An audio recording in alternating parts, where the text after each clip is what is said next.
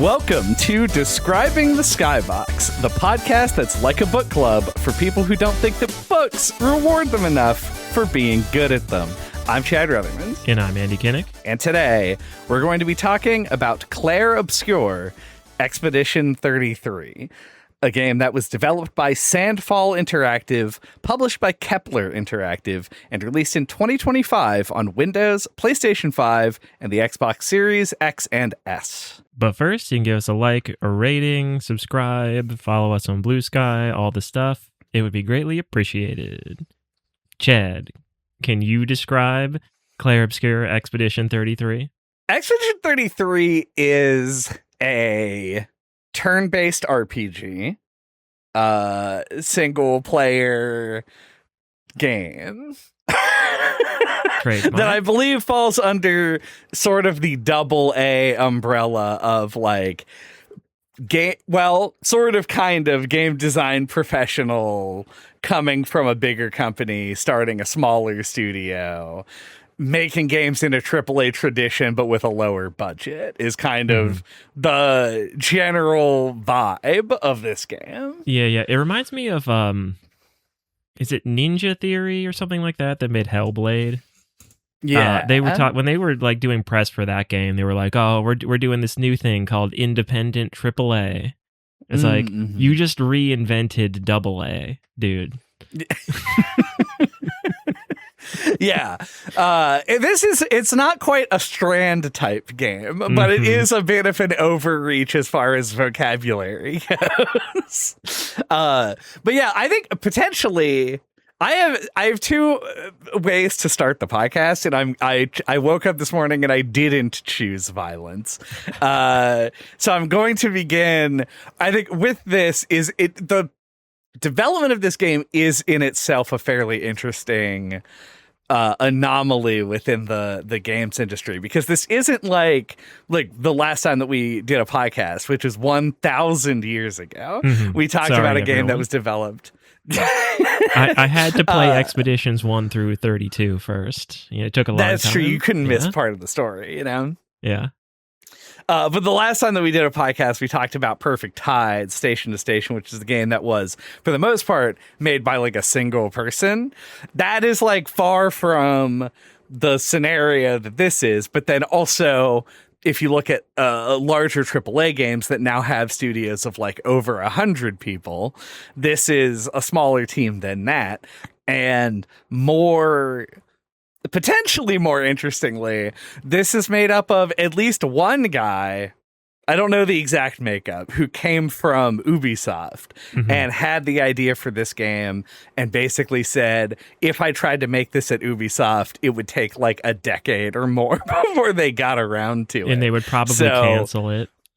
Yeah, so he left and made it on his own. And then a lot of the other people are not games industry professionals. It was a lot of people that were collected artists and musicians and stuff, writers, who hadn't worked in the games industry before, were not employed by large game studios anyway, to sort of make a, dare I say it, scrappier and more independent type of game.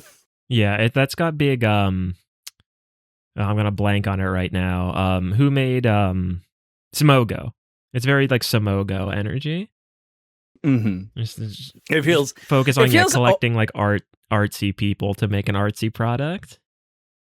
Yeah, more of a collective vibe than what you typically get out of games like that. Yeah, it's very stereotypically French too. I feel like that's like a stereotype that French people are like artistic and laid back. That is true. And this is a note that I made very late in my notes, but I am happy to talk about it whenever. I do love how French this game is culturally as well.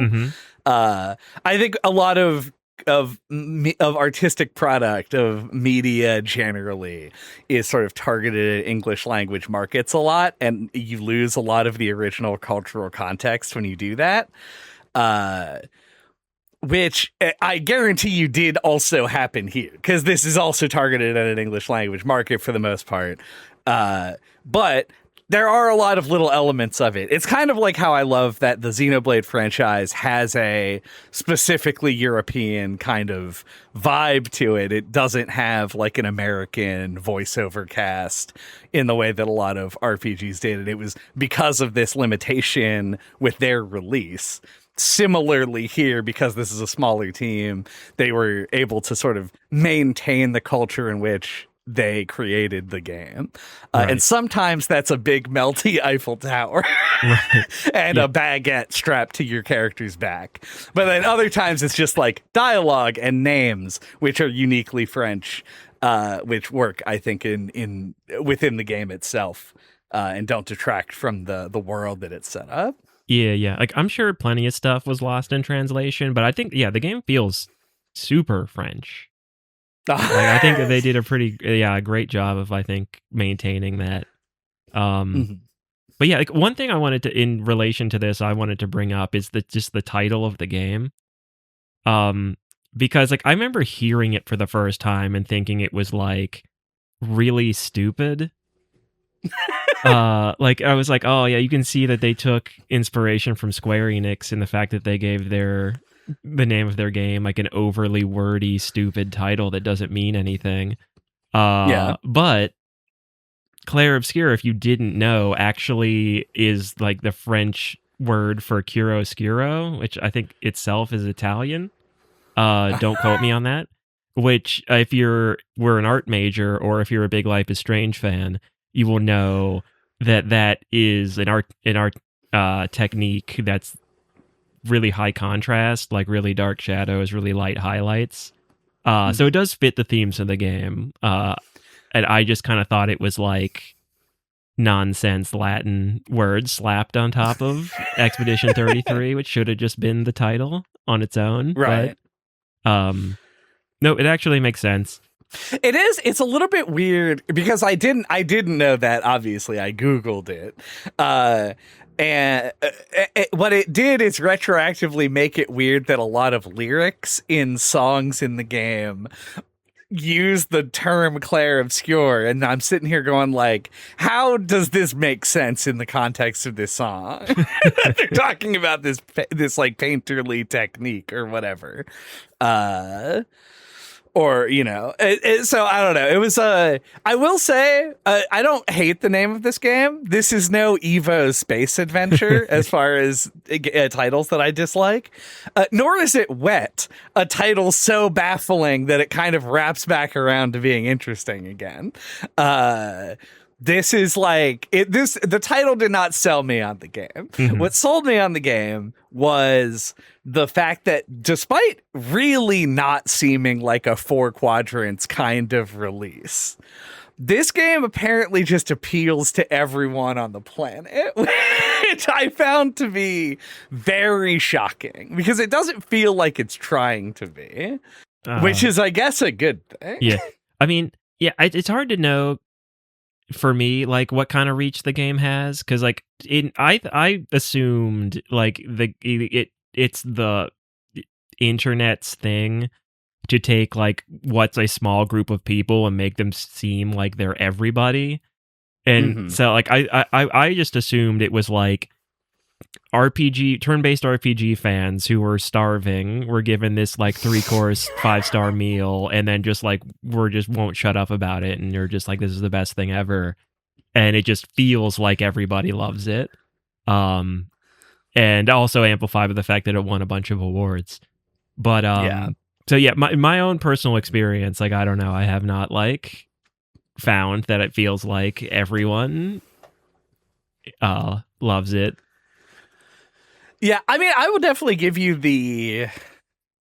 I kind of give you, the sample size that I have is obviously like roughly the same as what you're talking about. Like, I've heard people talk about it online.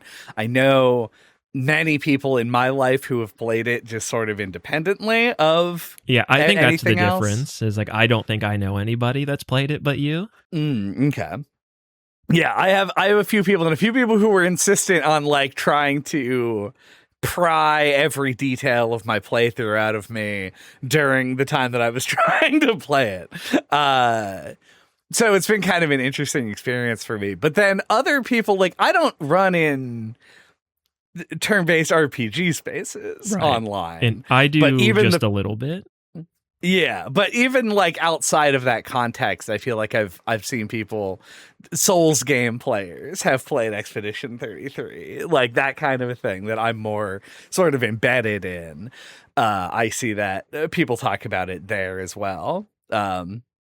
But yeah, I don't know. But what I will say is that everybody that I've talked to who has played the game, and everybody that I've seen talk about the game, admittedly, some of them are in a position where their opinions are being scrutinized by the general public, seem to have all enjoyed the game quite a bit. Right. So it does seem like everyone does kind of love it, at least if they have played it. Which is heartening, I guess, because like my constant point of reference, because I'm no fun at parties, is God of War, a game that I think is like massively overrated, and you know this if you've listened to our podcast. Yeah, like the reboot God of War game. Yeah, not the original PS2 God of War games, which I think are like generally properly rated. And God of War feels like a game that is trying to appeal to everybody. And I think that Clair Obscur feels like it does have like a voice of its own, that's it's trying to do stuff. I think it's making concessions to appeal to more people, but so does kind of every commercial product in that sense. Right. But it doesn't feel like it's going to that extreme to try and draw people in, and yet has succeeded otherwise, which is, I think, a good thing. Yeah. The game I wanted to compare it to, weirdly, is Undertale.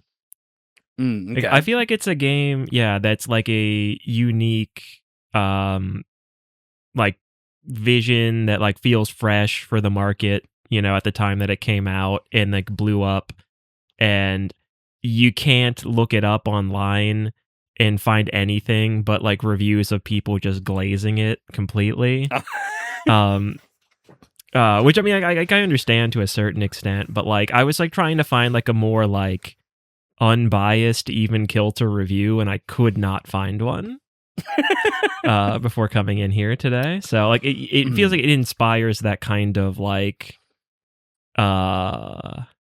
those kind of grandiose statements from people of like referring to it as like a watershed title, a masterpiece, etc., and so forth. And I will say up front that I do like this game, and I think that it definitely sort of grows into the space that it created for itself as the game goes on. But I do think that helps, I think, lead into my first point, which is almost certainly my most controversial take on this game. And that is that I think that this is one of the worst openings to a game that I've played in a very long time. Okay. Like, I think it did a really bad job of giving me like a first impression as to what the game was going to be. And it does get better from there, but I think that a lot of it's one of those games that I feel like I hate when people are like, you got to give a game like 10 hours and then it gets good. This is a game that you have to give 10 hours before it gets good, in my opinion. But nobody says that about this game, which makes me think that the opening does work for some people. And I am just not one of those people. Yeah, that's not what I thought you were gonna say. But do you mean more from like a narrative perspective or a gameplay perspective or both?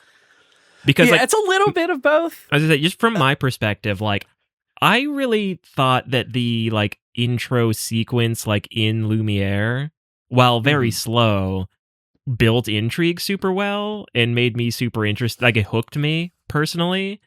But then I agree, like I think once you hit the main continent or whatever it's called, it feels like it does kind of like drop off a bit. So like I don't know if you relate to that or if you thought both aspects were slow, but I think the notes that I took are very specific to the Lumiere part, but I do also agree with you. I think that the game starts to pick up. I mean, like I said, it takes like 10 hours to, in my opinion, get like good. But yeah. Like, I feel like like that initial like setup. Like I think the concept's really cool, which I'm sure we'll get into, of like the big death clock in the sky and how everybody dies in their 30s or whatever it is.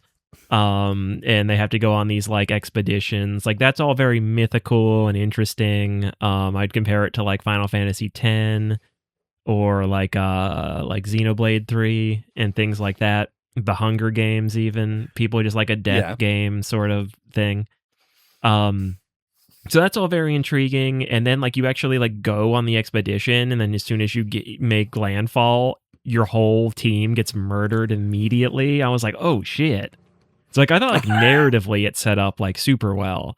But then like I feel like in which you want to do, you want to have like rising and falling action, etc. and so forth. But like I feel like it fell too far. Yeah. Personally. I think that is true. That my offense against the narrative at the beginning is only that. Well, it's a little bit of a combination of the way that the game handles itself mechanically as well as the way that it tells the story. Like, I think if it replaced like the whole first half hour of gameplay with a cutscene that was like 5 to 10 minutes long, I think it would have worked better, because it has this like PS3-ass segment where you just like walk around the city and talk to people, which is very tell not show coded to me. You can like run by it if you want, which is a very gamery thing to include, like the ability to just skip all of the narratives setup. But I went around and talked to all the people at the booths, and they were all like, oh, you didn't have kids, I'm so mad about that, because etc. and whatever. And it made me very annoyed with the world before it actually set up the interesting stuff. But because I do agree, I think that the actual overall concept and the plot of this game are really well told. I think that there's just this big opening part that's extremely boring, and it's intercut with these like tutorial segments that don't actually let you play the game. They just sort of like tell you to press buttons at certain times, which doesn't really teach you anything except like what buttons to press, but that's not really hard to figure out. And I don't know, it felt very jaggedy and sort of jumping around and doing all this stuff. And then it goes into a cutscene and it asks you to care about this character who you've known for 0 seconds. And it like, I feel like it wants to do an Up thing, and it just doesn't have the universal quality of Up that makes Up work. You're like, oh, you know how everybody goes through a situation where the people that they're close to die by turning into rose petals when they turn 33. Like, there's no human connection to what's happening other than you're told that these two people care about each other very much and that one of them is about to die. And you have to just sort of ride on that to get any emotional sort of payoff from it. So it just didn't work for me at all. I will say, after you get to the mainland and everyone dies and then Gustav goes to shoot himself in the head, that stuff all felt more like set up in a way that worked and felt more universal than the stuff that had been applied before. So I was interested in the sci-fi concepts, but it wasn't affecting me emotionally in the way that the game obviously wanted me to feel because of all the sad piano that they were playing. Mm-hmm. Yeah, I think a lot of that is just genre stuff, like genre trappings that you don't like. Because like I think like RPG fans like fucking love that shit. Like the walking slowly through the town and talking to all the people. Like, I think that's the kind of stuff that, like, people who really love this type of game, like, that's what draws them in to, like, the world. Myself included. I like that stuff, too. But I will, and I even think I talked about this on the Final Fantasy X episode, is that I feel like it was, like, lacking those kinds of moments, and that's one of the things that made me like it a bit less. You do talk about that. Yeah, but so yeah, I think that's just like genre tropes and you not liking them as much, which is fair. But I do agree though, I think, and I was thinking it in terms of like just story pacing. I think the whole story feels like it's a little bit too quickly paced and would have benefited from being longer. Even though I didn't have a ton of free time and appreciated that it was like a 30-hour game and not a 70-hour one. But it does feel like it would benefit from being a longer game so that they could let this kind of stuff breathe more. Because I do agree. Like, I imagine like they wanted you to spend more time in that city. And is the woman's name like Sophie or something like that? Yeah, you spend the day with her, and then at the end it's like like a surprise that she gets Thanos snapped. That I imagine that probably was supposed to be like a little bit more drawn out, let you get a little bit more connected before it happens. But, double A budget, like we can only devote so much time and resources to this. We got to cut it down. And I was thinking the same thing, even though it works better, I think. But the sequence, like the fact that you get to the mainland and your party gets killed immediately, like I feel like that would have hit harder too if you would have delayed it a little bit. Like I'm on the fence about it because like the fact that like it as soon as you make landfall, like you just like find out that there's something that like is that hostile to the expeditions that you weren't aware of, that just kills 99% of you as soon as you get there. Like that's shocking and interesting and intriguing, but like I don't know. I feel like on the other hand, I think it could have also worked really well to like let you get there, go through an area with a big party of people, and then they all get killed. So like you get to get a little comfortable first, and then the rug's pulled out. So so I just feel like there's a lot of little instances like that where I was like thinking about the pacing of the story. And I think a lot of that comes back, to the double A-ness of the game. Like I feel like this definitely had more ambitions of like being like a 70 to 80 hour, like more like, triple A budgeted RPG that had to get kind of condensed down. Yeah. Yeah. And I think you hit the nail on the head too. Like, I think because to compare it, I swear I won't compare it to this anymore after this, but to compare it a second time to Xenoblade 3, a 70 to 80 hour RPG with a AAA budget, they have this whole, and minor spoilers for the first like 2 hours of that game, where you have to like kill enemies in order to fill a meter that has like freeze frame tutorial messages on the screen. And then within like the intro to the game, they cut that part out entirely because it served a narrative purpose. And then they remove that as part of like the twist of how that game begins.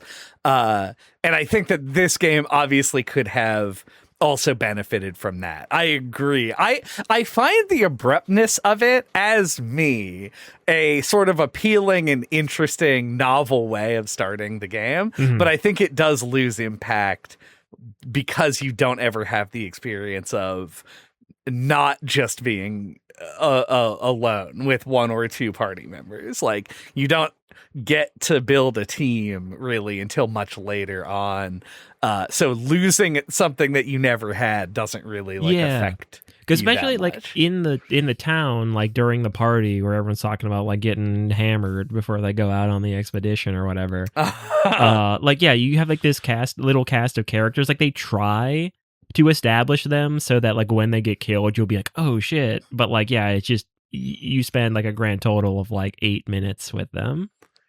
So, if they were going to do that at all, they should have, spent some more time on it, I think, and let you actually get to know the characters a bit more first before they killed them all. Agree.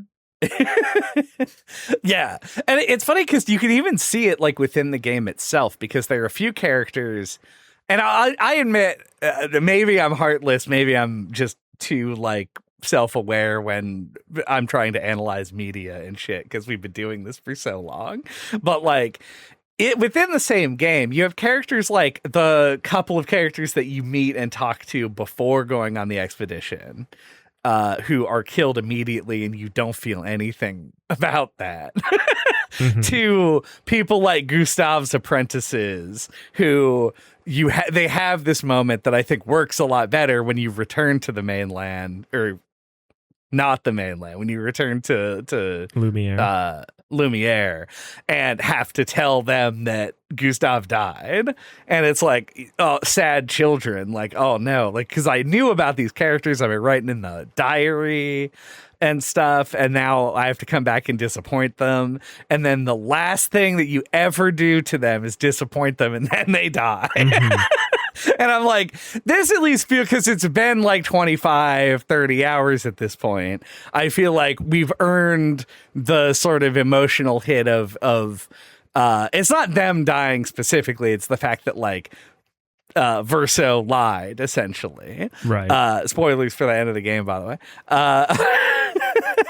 And so you do have this more complete understanding that isn't as abrupt, and it does actually feel like it works. So yeah, I agree that I don't know if I would have liked the game better if it was significantly longer, but I can imagine elements of the story working better, given more time. Pacing would have been better if the game was longer, I think.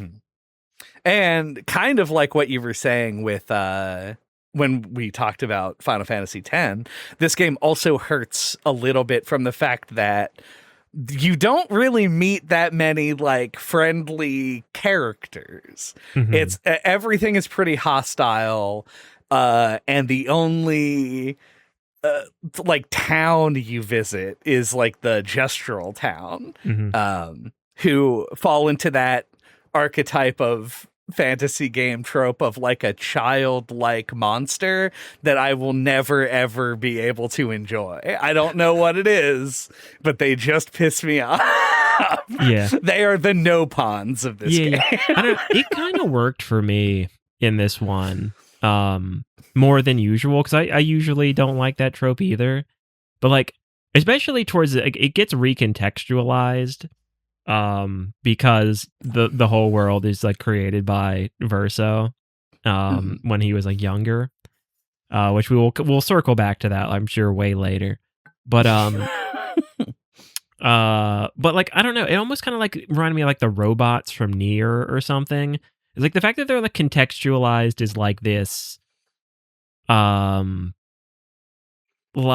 they're not really like robots, but like unless you're like that weird trope of like wooden robots that shows up sometimes. But yeah, like these weird kind of pseudo mechanical like robot stand-in entities that like almost kind of feel like if you gave robots the ability to feel things.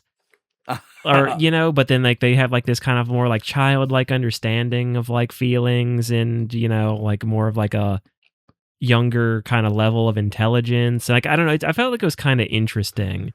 And yeah, like you don't have to spend a ton of time with them. Like, yeah, like the one thing about, like I'm endeared to Nopon now because I've been playing Xenoblade for over a decade or whatever. But like they're not in your face in that like Jar Jar Binks way. They're a little bit more well integrated into the story, I think. I don't think that anybody has ever sort of like diagnosed the problem, but until now, I think that the Gungans are the reason that I dislike this character archetype. Because I was betrayed by George Lucas, much like many people were. Right. Misa like the gesturals. Yeah, that's what I was saying the whole time. Yeah, and also like you look at something like because not only have you been playing Xenoblade for a decade, but those games have been coming out for a long time. Yeah, and you see they are at their most annoying in the first game. No, that's probably not true. They're probably at their most annoying in the second game. Honestly, you haven't played X yet. Oh, you have not played X yet, is all I'll say. Okay.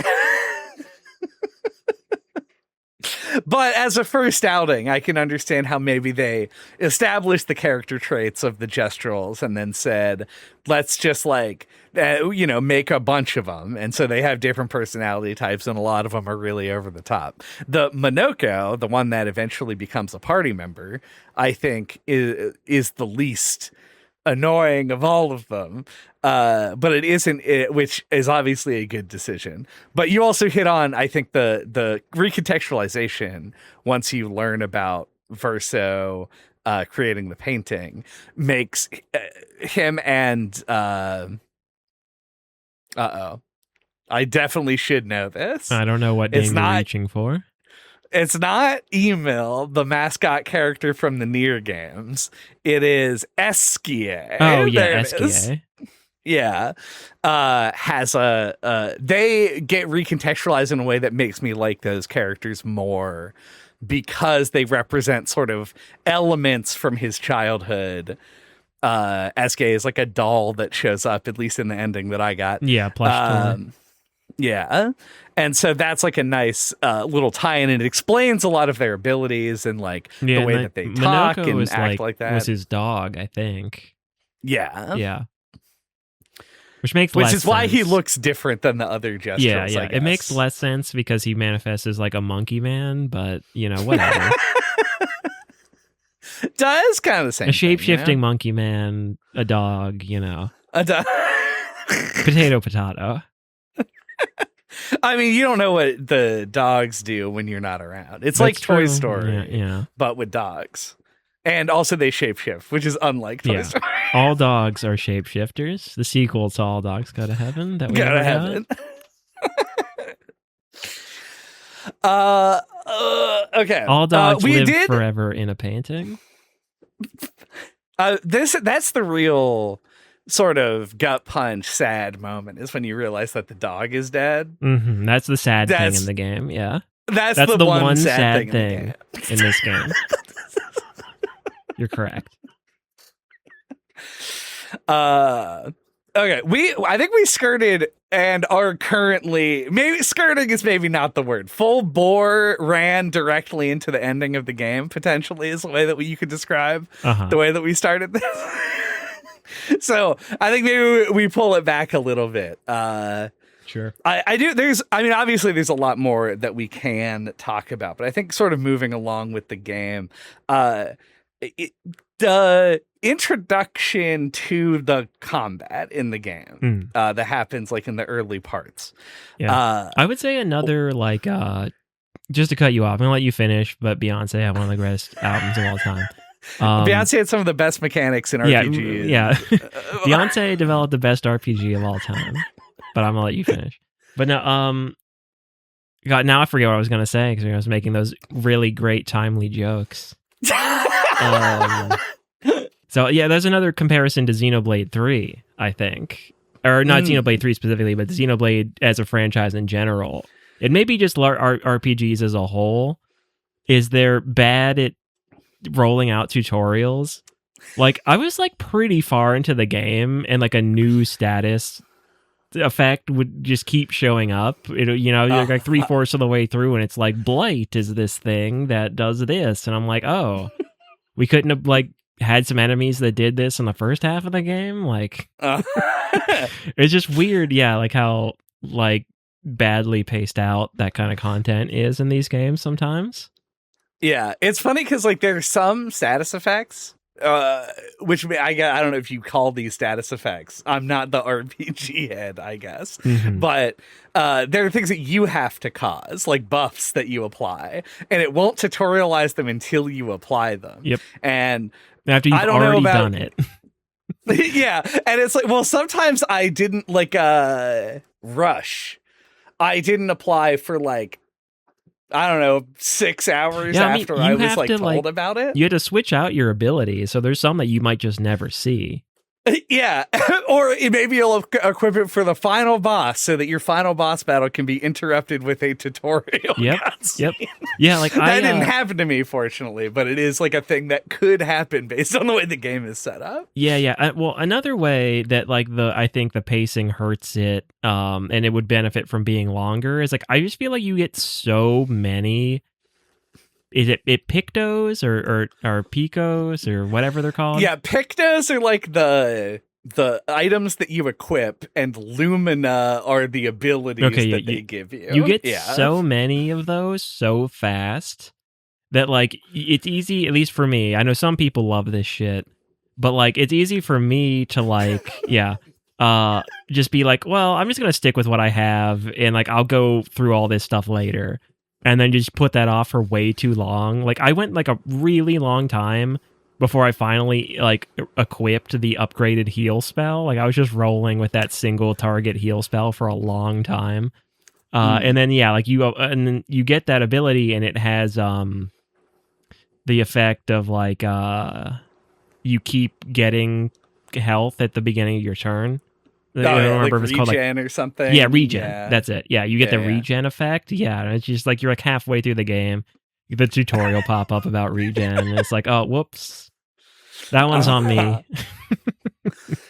To some degree, but yeah, like sometimes you don't, because the heal spell that you're talking about, I never got. I think it's revitalization, I think is what it's called, or something like that. I think you're right, yeah. Like I just, because that's a Lune ability, and I took her down like a different path. I'm a slut for the healers. I gotta have that healer, man. Oh yeah. But I think you're touching on exactly what I was going to get into. You said that you cut me off. You, in fact, preempted. Yeah, and I'll throw it back to Taylor Swift. Yeah, me, Taylor Swift, on the canonical 19-year-old Taylor Swift. This is pre-22 era Taylor Swift. Yeah, obviously. I think that joke makes sense. Any Swifties in the audience will have to correct me. I mean, I don't know. Wrong. Yeah, jack shit about Taylor Swift. Was that on? I know 1989 is. I feel like was her most like culturally significant album. Was that possible. On that one? Maybe. I don't know the albums. This is a conversation neither of us is equipped to really deal with. What I was going to say about the mechanics, though, are what you touched on, essentially. The fact that it is I feel like it's really overwhelming for a few hours and not exceedingly well explained, which ties into why I don't understand how this game like got as popular as it was. It's reputation, man. Does a lot. Yeah.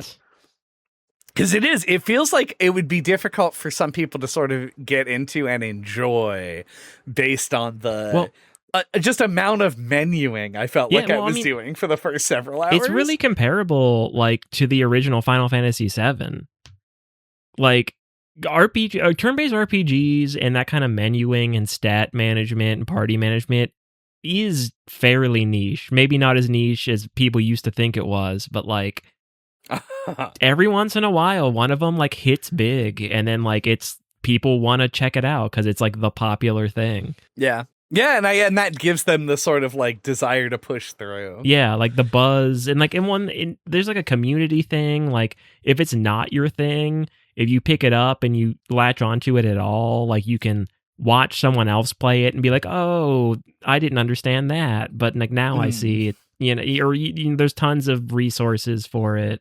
Especially nowadays, like it's just like a cultural thing, I think. Like, I think this game really just kind of hit right place, right time to just kind of boom in that way. Yeah. The worst part of it for me, for certain, was there's like a bit of the Pictos, right? Like when you get the Pictos, it gives you a tutorial that says when you have one of these, you can use it in combat, and after you've won 4 combats with it equipped, then you learn it and you can equip it in the Lumina's menu. And I thought that you had to do that with every character. So like you had to learn the Pictos with each character, but actually it's universal after you've done it once. And I had to just like, at one point, because I was sitting on like 50 of those like upgrade materials that gave you more Lumina points. And I just called one of my friends and I was like, explain this system to me in the way that you understand it as somebody who finished the game, and not the way that the game is explaining it to me, because I am like, I want to spend this resource because it's ridiculous that I haven't yet.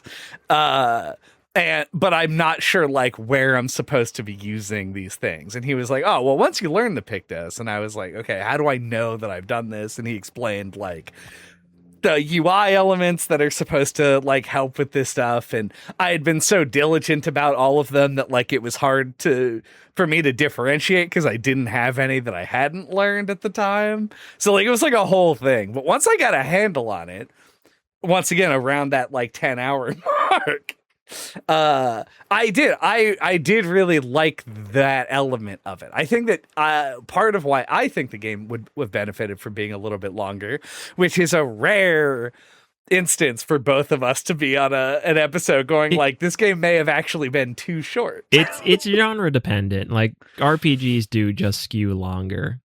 Yeah. For a reason. But there was like a point where I said, I get this and I want to experiment with like builds now. Mm-hmm. And the game was like, well, too bad because we're wrapping up.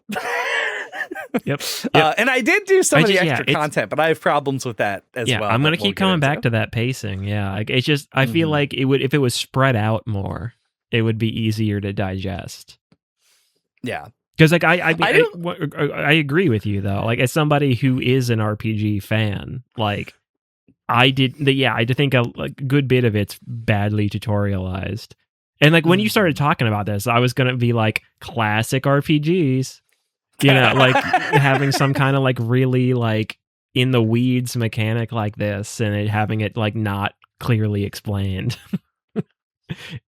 So say what you will about the genre based on that. Yeah. And I mean, and some games do it better than others. And it's interesting the ways that this differs because we haven't talked about like the big selling point of the game, which we can get into here in a second. I say selling. I'm curious what you're really going to say is the selling point. I realized immediately that I like way oversold this point. What I mean is we talk about this every time that we talk about an RPG is like, what is the thing that the game does to separate itself from Final Fantasy 1 on the NES? Right. Like, what is the gimmick of this game? But one thing that it does to separate itself from other RPGs that I thought was an interesting choice and I think a beneficial one is that it gets rid of like healing items and like a giant massive inventory full of various versions of elixirs and potions. Yep. And just gives you 3 items that replenish on rest like an Estus flask. Yep. Finish your drink because it's definitely Souls influenced. Yeah. And which of course leads to its big change up to the RPG sort of turn-based mechanics, which is expanded defensive options. You can dodge and parry in combat. Somewhat similarly, some might say, to the worst game ever made, Super Mario RPG. Yeah, that's what I was going to bring up. It's like its own separate branch of the family tree of RPGs. Yeah. Is ones that do the timed button presses. Which I know you're going to hate. But I'll say my piece first is like I really went back and forth on it. Because like I thought it was one of those things. You say it, I just do because I know our dynamic like come out more positively on the beginning of the game than you do. But like it is one of those things. I agree this game was a little hard to get into. There's definitely a hill you got to get over, but like, and that's one of the things is like, I feel like it's kind of difficult to get a handle on, because at first my, instinct or whatever, the way I took to it was to dodge everything. And then I got like, so far into the game and I'm like, I feel like you gotta parry because you get like those riposte attacks and stuff like and then literally, I think from that point on, I parried, or at least attempted to parry everything and never dodged anything at all. It's difficult in a way that I guess makes sense from a game design perspective. Like you go into a new area and now the enemies have different kind of timings to their attacks and stuff. But like, I would have liked, I don't know, maybe like a little bit more of like a consistency Or like how like the attacks you had to jump over have that little symbol that shows up. Like maybe like color coding. I know other games do this, like Metal Gear Rising and shit.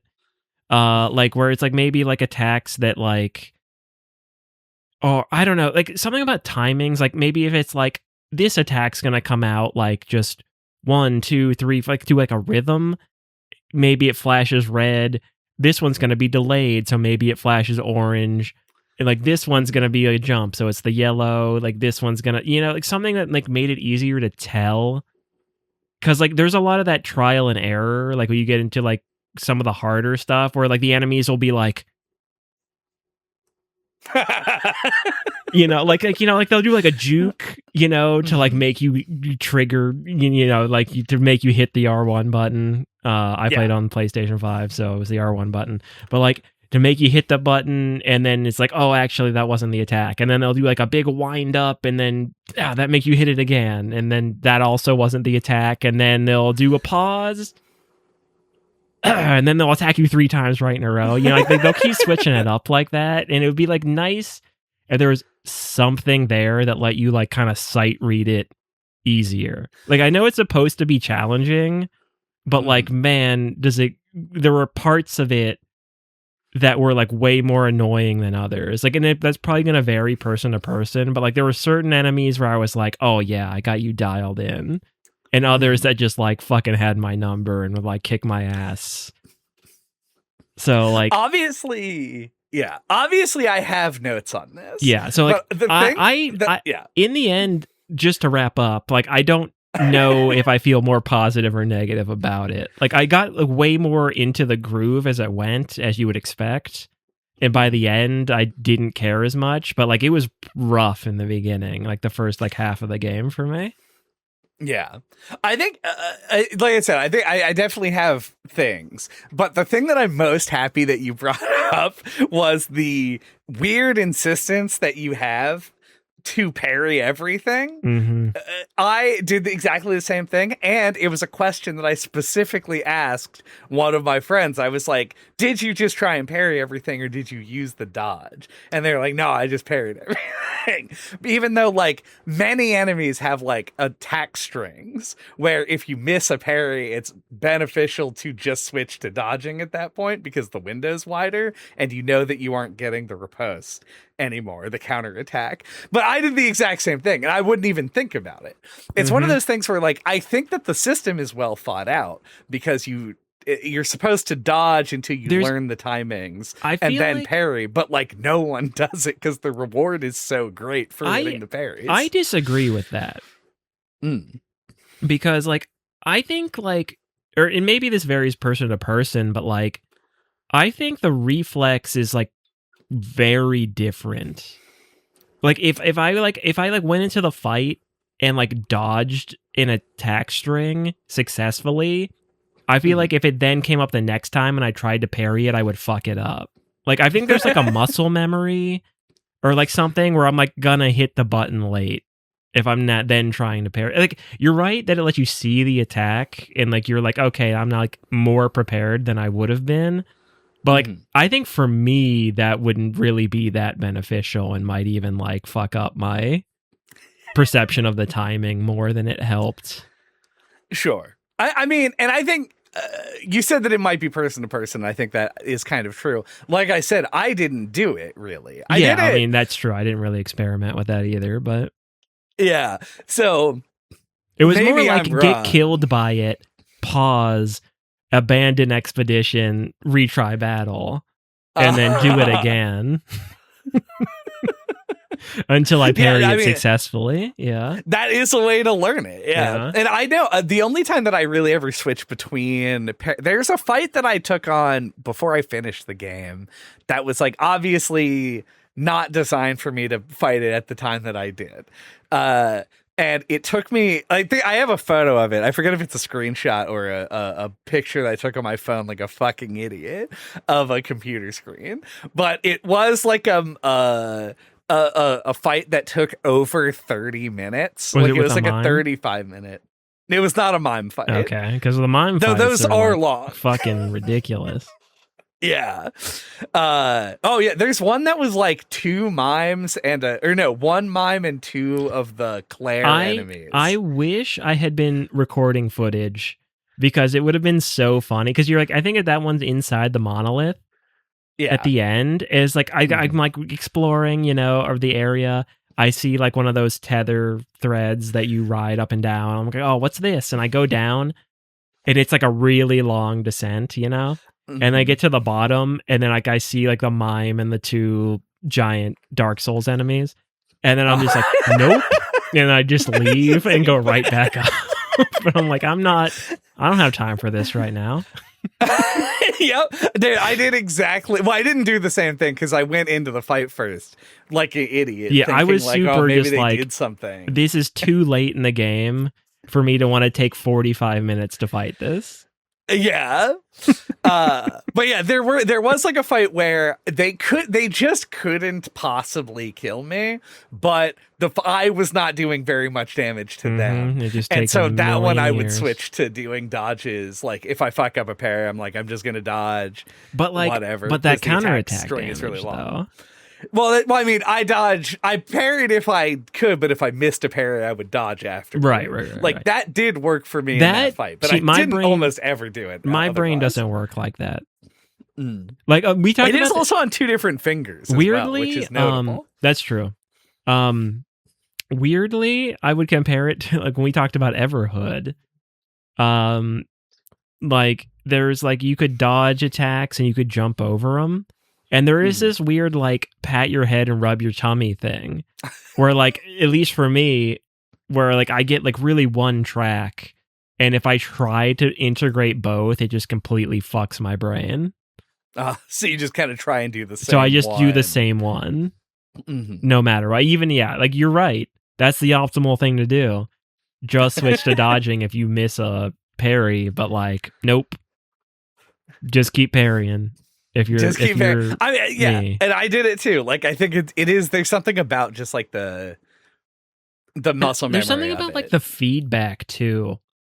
Like it's like a psychological thing. Like that. Like, and on the PS5 controller, there might actually be haptic feedback aiding to this, but like that, like hitting the parry just has like it feels like more tactile.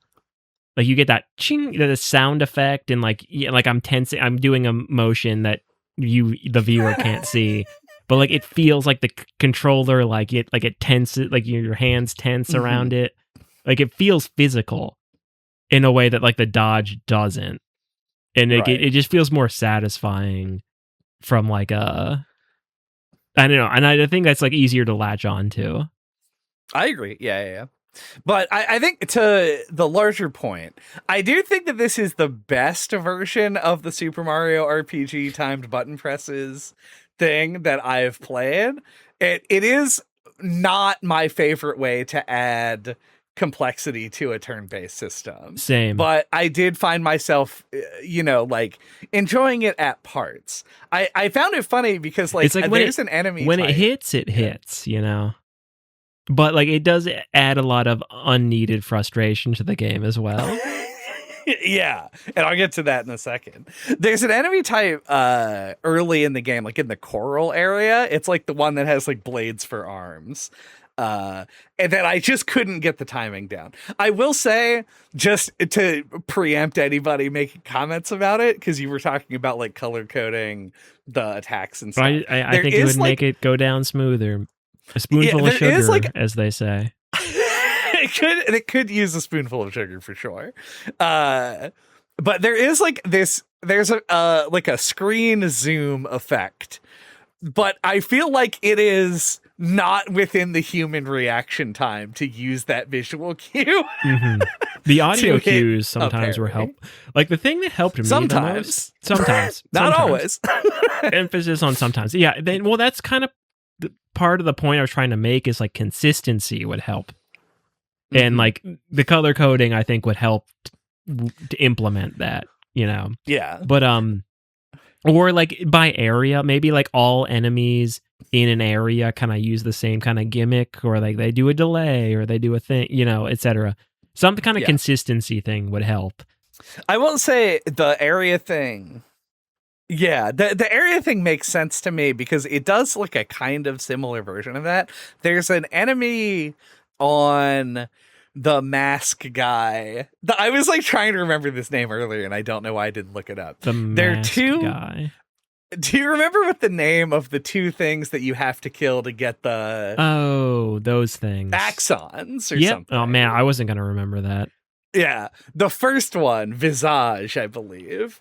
Visage, like that would make sense because he's masks. He's got masks and shit. Yeah. I can't believe that now it came back to me. But there's like a side path in his that takes you to a chromatic dude.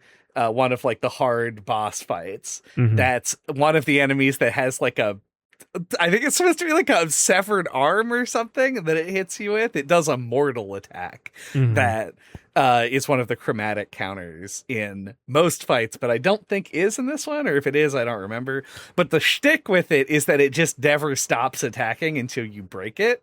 So you just have to hit the parries perfectly the whole time. And I fought that guy like 4 or 5 times and got it down to the point where like I could parry every attack he did. I killed the chromatic guy. And doing that and really learning that one moveset did nothing to help me with any other fight in the game. Yeah, it's like the case-by-case basis of it. Mm-hmm. And that's annoying. just so frustrating because Yeah. it doesn't feel like you, the player, are getting better. It feels like you have to learn it completely new every time.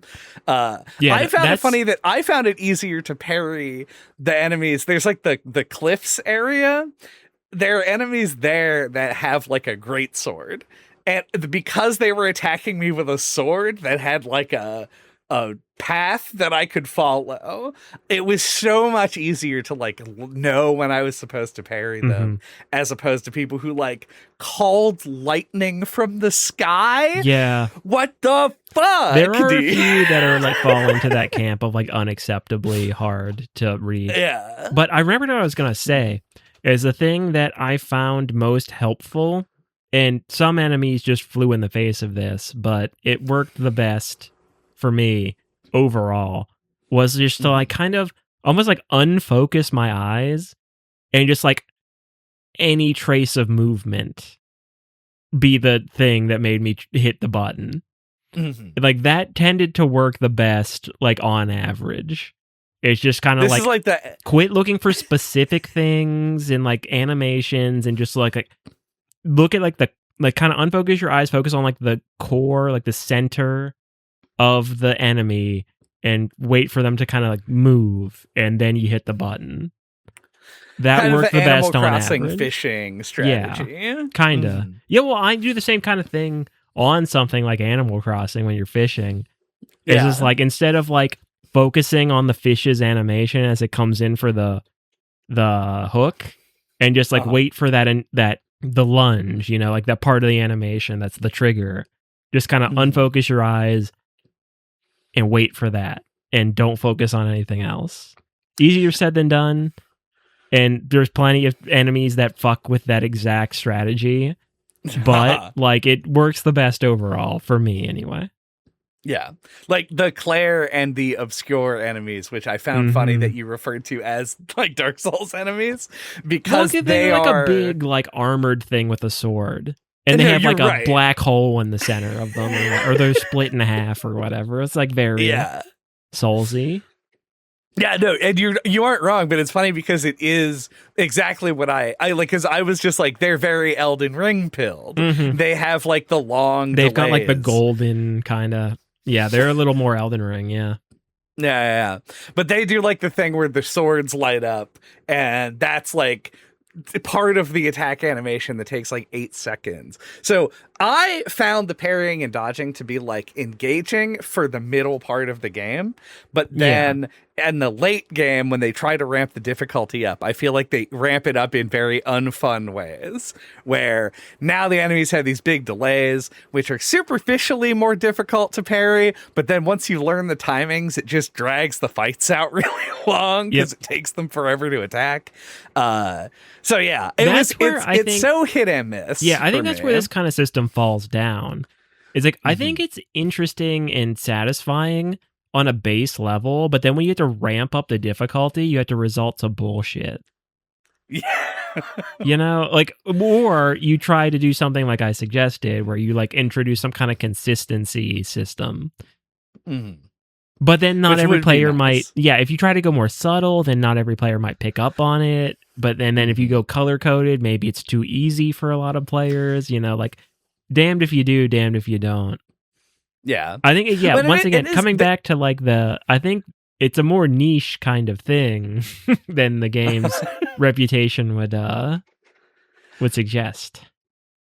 I agree. I do think, and it's funny because like this game has these systems, and other games have similar systems that they rely on, these timing-based systems, but they work because they give the player other options.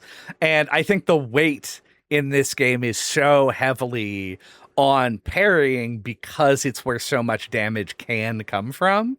Like that it kind of forces you into it. You can't just be like, I'll just take the easy way. Mm-hmm. And the game doesn't give you any other options. Like, you can't just like tank everything. I mean, parrying sometimes feels like the easy way. Like, True, if it's like a hard boss, like you can be like, okay, I'll just like have the characters do the moves that heal themselves, and then all my damage will just come from like riposte attacks. Right. And like that's like the least friction way to do it. I can see that. Yeah. I didn't really think about it that way when I was playing, but yeah, there are definitely ways in comparison to like other RPGs, maximize. like sometimes like you get into that zone where you get blindsided by the boss, and like you keep trying to play catch up and healing your party, and like you can't dig yourself out of the hole. Whereas in like this game, it's like you can just keep focusing on digging, and then when the enemy attacks you, that can be an opportunity for damage. So like sometimes that's the optimal strategy. True. Just focus on keeping yourself alive on your turn, and then do the damage on their turn. Yeah, and then it only becomes frustrating when you're doing the when the enemies are doing those things that are like, when you fuck it up too much. Yeah, then they're like, oh, I'll hit you with a ranged attack that has no tell. So one thing that I can bring up here is I played on normal difficulty, whatever that's called, for like most of the game, and then because I've had no free time at all, I switched to easy mode, and like man, did that make such a huge difference for like the last like third of the game. And I was like, okay, now I can just kind of like steamroll through the rest of this. That is good context. I didn't know the description on the main page, right, was like, this is like I think it says like the enemies don't do as much damage or something. It's like way less damage. That's wild, actually. You could play it like a regular turn-based RPG. Yeah, like the almost. But like the I think the name of the easy mode is just called story mode. As it often is these days. Yeah. So yeah, it does. It's like you're getting like in normal mode, whatever that's called, like an attack from an enemy could do like a 30 your health bar. Whereas like on story mode, like attack from an enemy will do like 80 damage. It'll do like nothing. Yeah. That's kind of like a gradient attack. Those will like fucking kill you on normal mode. And then like on story mode, it'll do like 100 damage. It'll do a little bit more. Yeah, it'll make maybe 300 max if it's a boss or something. Like, yeah, it makes such a huge difference. That's crazy. So yeah. Maybe that's the way that it appealed to a lot of people, is that they could just turn the difficulty down. Well, I mean, that's a thing that I think you relate to less. And I super related to like in my younger and more vulnerable years, or my father gave me a piece of advice I've been turning over in my mind ever since. Is like some people are just like into video games just for like the story and the characters and the presentation, and this game I think would qualify. The story's super interesting. It's very artistic and cool in a lot of ways. So like I think there are probably a lot of people who like this game a lot that would have just played it on story mode and like aren't engaging as much with like the mechanical side. Yeah. Yeah, it's funny because it's my brain obviously works in a stupid way that only makes sense to itself. Much like everybody. Yeah. But I remember looking at the difficulty settings and like I loved my experience playing through Persona 5. A game that I played on easy mode because I just didn't want to at the time engage with the turn-based stuff. For you to replay that on normal and see if I like it the same. I feel like if you did, you'd be like, I don't know how I thought this was hard. In the way that I don't think I thought it was hard. I think that I went in and I said, I don't want this to be hard. I guess at all. I feel like if you replayed it, you'd be like, I can't believe I struggled with this in the way I struggled with it. That it like I can't believe I was driven to easy mode. But this game, I think that like the defensive options made me think that I would be better at this than something like a Persona or a Final Fantasy or whatever. Mm-hmm. And so I did just play it on normal the whole way. And obviously I would have if I wasn't as pressed for time. Yeah, but it is interesting because, like, what do I feel about this game if I had played it, if I had done the same thing, which I think was a benefit to me in Persona? How would I feel about this game if I had done the same thing? Would I think that the game was too boring or something to go through in that Probably. way? I'm not sure. Yeah, I feel like you would have liked it less. It's weird that it's such a big difference, I guess, is what I'm trying to get at. That's like. The difference between easy and normal is like between a difficult game and an unlosable one. Yeah, it is one of those games where it's like normal mode and baby, like let me wipe your chin mode. We need more granular difficulties in games, I think. God, there are a couple of things we could go to here. Yeah. Well, I guess something before we get like way too far into the weeds, to kind of like pedal backwards a bit. What do you think into shift modes, I guess, to the story? If unless you have objections. No, that's what I was going to. What do you think about Gustav as a character? Because I want to lay this out real quick. Let me give you my perspective before you tell me what you think. Yeah, it's like. And you might be able to offer context because like I didn't do in Act 3 they drop you off and they're like you can explore the whole world now. You couldn't do that before because fuck you. But like we'll get back to that. But yeah, they're like, and I didn't do any of those optional quests or like I didn't explore the rest of the world. Once again, press for time. So I just went straight to back to Lumiere to do the end of the game. So there might be a quest relating to this, and I would hope there was, but like I don't know. Anyway, I'll lay out my thing. It's like Gustav. You start out playing as this character Gustav. He's like framed as the main character. He's who you start out as, and go on the expedition as.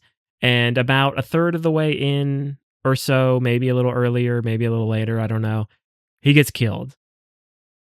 And I think, once again, the game has pacing issues. Even though I think the story's good, I feel like it feels like it's compressed or something.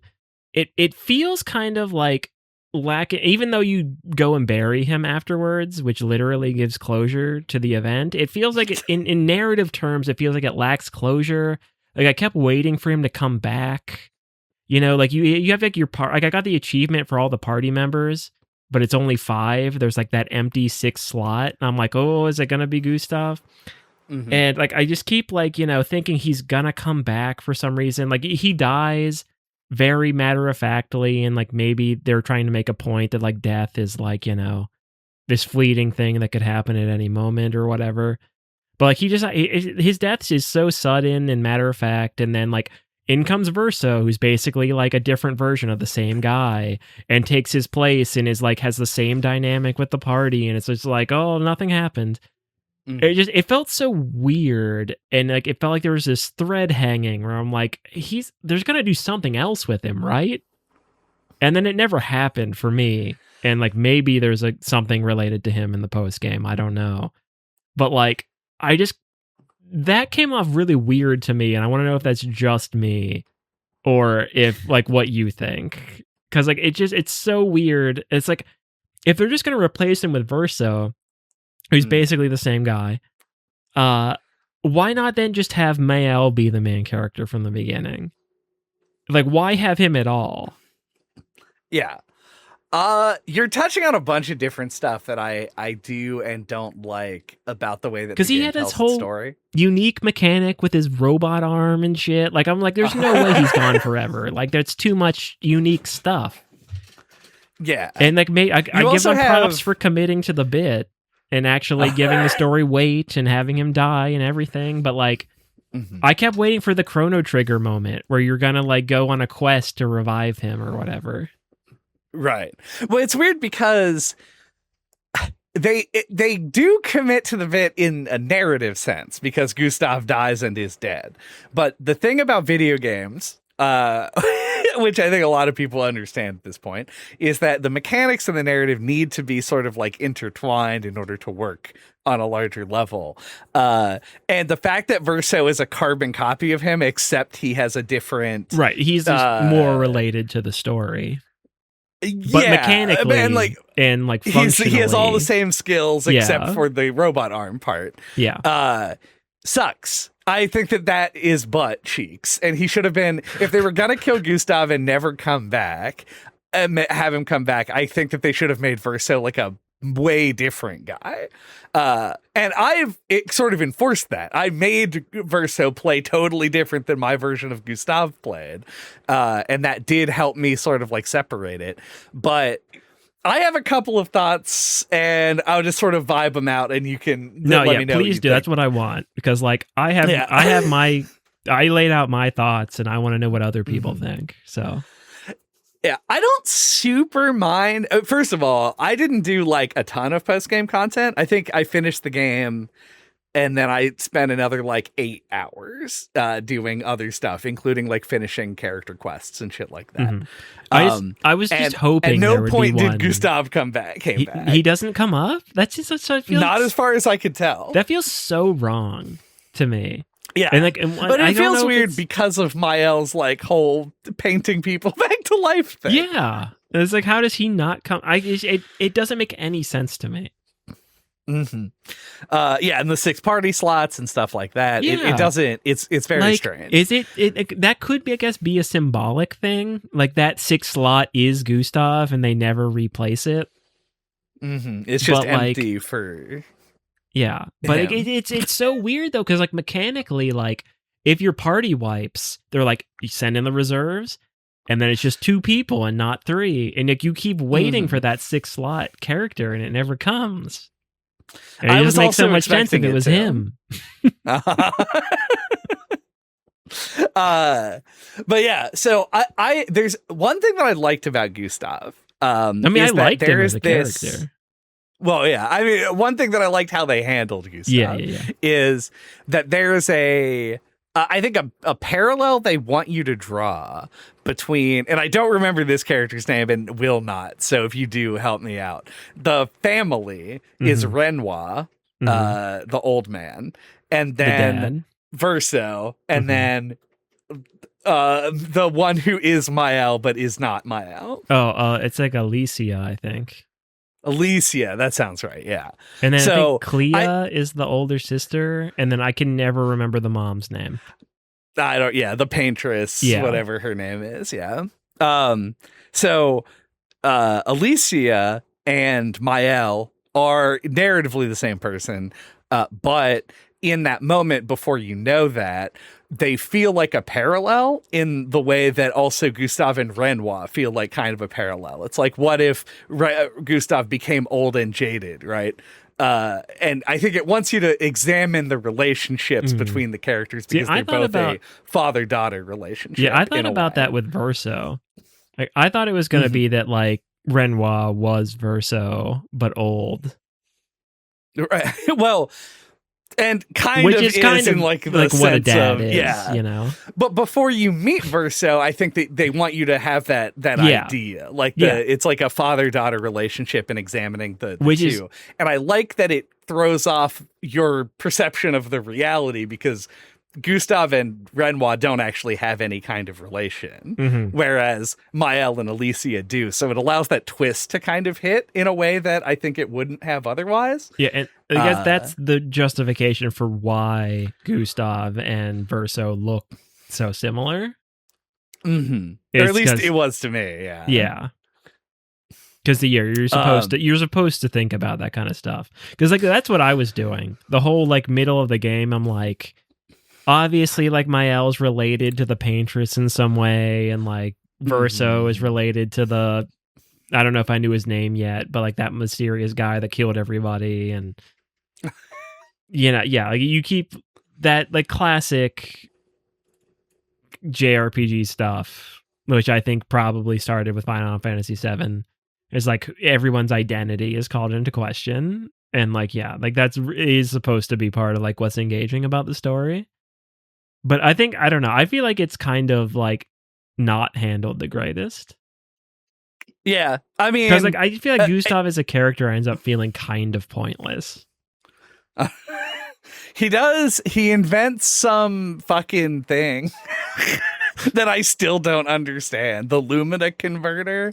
It's like the explanation as to why you can use Pictos. But I do find it a very video gamey thing that he was like, it's like, let's use the Lumina converter. And then it's like better fart powers. And you're like, thanks. I'm glad that this turns into just stat upgrades in a way, in a very like, boring sense. Yeah. It's like more Xenoblade comparisons. It's like the artificial blades from Xenoblade 2. Yeah. Fucking Torah. So yeah, I think it is interesting. I mean, I don't know. I don't hate the fact that Gustav is dead. No, I mean, but I don't it does either. make him feel a little bit. It makes him feel like a lot of buildup with no payoff. Yeah. Don't get me wrong. Like, I don't. That's not what I take issue with. Is that they killed the character.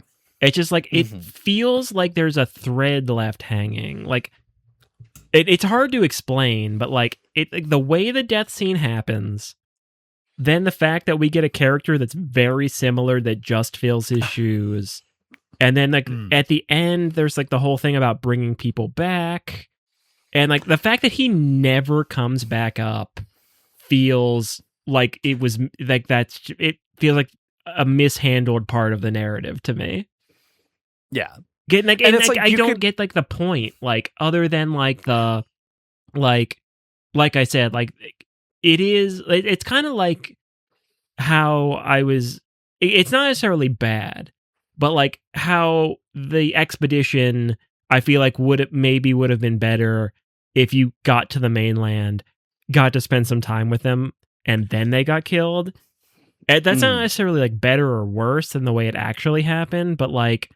I just feel like it's playing your main character like that it is impactful, right? Like your main character that you play as gets killed and like is permanently killed. Like that's very memorable and impactful, you know. But like to what end? Like I feel like there wasn't like that it feels like there was no point. Right. Maybe there was at some point. The point was just to be surprising. Yeah, just to like pull the rug out from you. But like it feels like there was no point, and like it feels like maybe they could have like done, and like in the themes of the story and like the way everything plays out, it feels like there was more that you could have done to like make it feel like a more full part of the narrative that just doesn't happen. It is. In that vein, right? Like a lot of the end of the story is that these people, and it kind of leaves it up to you to make the determination as to like how you feel about it. But the people that you're playing as largely are not like quote unquote real people in the real world of the game. They're like painted, they're creations of Verso and his family, like these things that are brought into existence artificially, and Verso struggles with like him being like a non-real person. Facsimile. Yeah, because he understands like the difference between inside and outside of the painting, and everybody else is like, well, inside is the painting is all I know. So that's like the whole thing with them, is that they feel it's unfair to erase their existence just because it's not like quote unquote real. Yeah. But then at no point are they like, and also Gustav. Like it felt like him coming back would actually sell that more, especially given his relationship with Mael. Yeah, and like, there's specific cutscenes I remember thinking like, are they not gonna bring up Gustav right now? Like where it's relevant, like to like the themes and like what's happening in the story. And it just feels like weirdly not acknowledged. It like I said, like it's not like I had a problem with the character dying, like, or anything like that, but like I don't know. Yeah, it really felt like it was set up for like that kind of quest, like in Chrono Trigger. Spoilers for Chrono Trigger, but like there's a part in the story where Chrono dies, and like there's this whole optional side quest where you can do all this stuff to bring him back, and it just really felt like that's what it was like begging for. And I wonder if that was on the table and it got cut. Or if, like I was saying before, like if they were trying to do like they wanted that to give the story weight, right? Like they wanted your main character to die and for you to want him to come back, but it's like, no, he's dead. But like if that was the case, I don't think they handled it well, because like the themes of the game, I think, suggest that like he should be able to come back. Yeah. And it's weird that it's not even talked about. Yeah. Not just the themes of the game, but like literally like within the world of the game. Yeah, like she brings that back have been set up. What's her name? CL and in Lune. Yeah. Like she brings them back after they die. And then it's just like, well, what about you immediately think, what about Gustav? Right. But no one ever brings him up. Gustav? This is like, nope.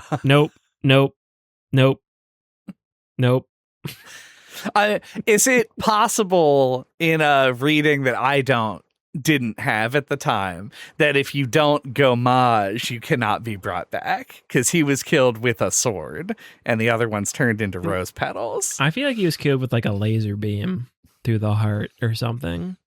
He probably was shot with a laser beam. Whatever run. But yeah, you might be right. There's probably some kind of in-game lore for like why he was killed in a way that he can't be resurrected. At least. Yeah. Yeah. The other thing, or there could be like some kind of thematic thing where like he's dead and he's with Sophie or whatever her name was. Yeah. Or I don't know. You could spin it. He doesn't want to come back. Yeah, you could spin it any number of ways, but it once again. I could go on and on, but I think it's just like, it feels like there's that thread that's left hanging with him that never gets pulled. I have one other thing about the fact that Gustav dies. It's tangentially related, but I also don't have like a good answer to this question. So I don't know. I'm just kind of putting it out there as like a feeling. I found it conspicuous. I'm not claiming anything here, but in a game that has a almost entirely female or ungendered cast, that the point of view character is a man who then dies and then is replaced by another man who takes the role of the point of view character. And I'm not saying this in I think that we need more representation for underserved people kind of way, even though I do agree with that statement. It's just kind of like, it feels like an odd choice because the game has themes of like the struggles of like CL being a woman, having a miscarriage, the expectations that are placed on Lune and stuff that are some struggles that are a gendered thing and other struggles that are more generic. It feels weird that given the fact that everyone in the cast is a woman except for arguably Minoko, who's more clearly male coded, and Esquier, who's definitely a blob. There's like, they were like, well, maybe like the writer was just more comfortable writing from a male perspective. That's like my leading theory, but it does feel like a very odd choice, especially given that they kill Gustav and then just replace him with Gustav too. Well, I think the simple answer to this, which is probably unsatisfying but also correct, is just like the majority of people who make video games are white men. Right.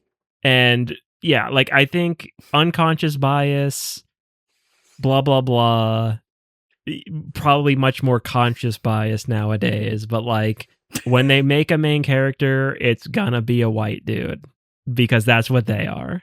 Yeah. Well, to me, it just feels but weird. Then they're like, we put all these other interesting like female characters and things as side characters, but like the main character's got to be a white dude, right?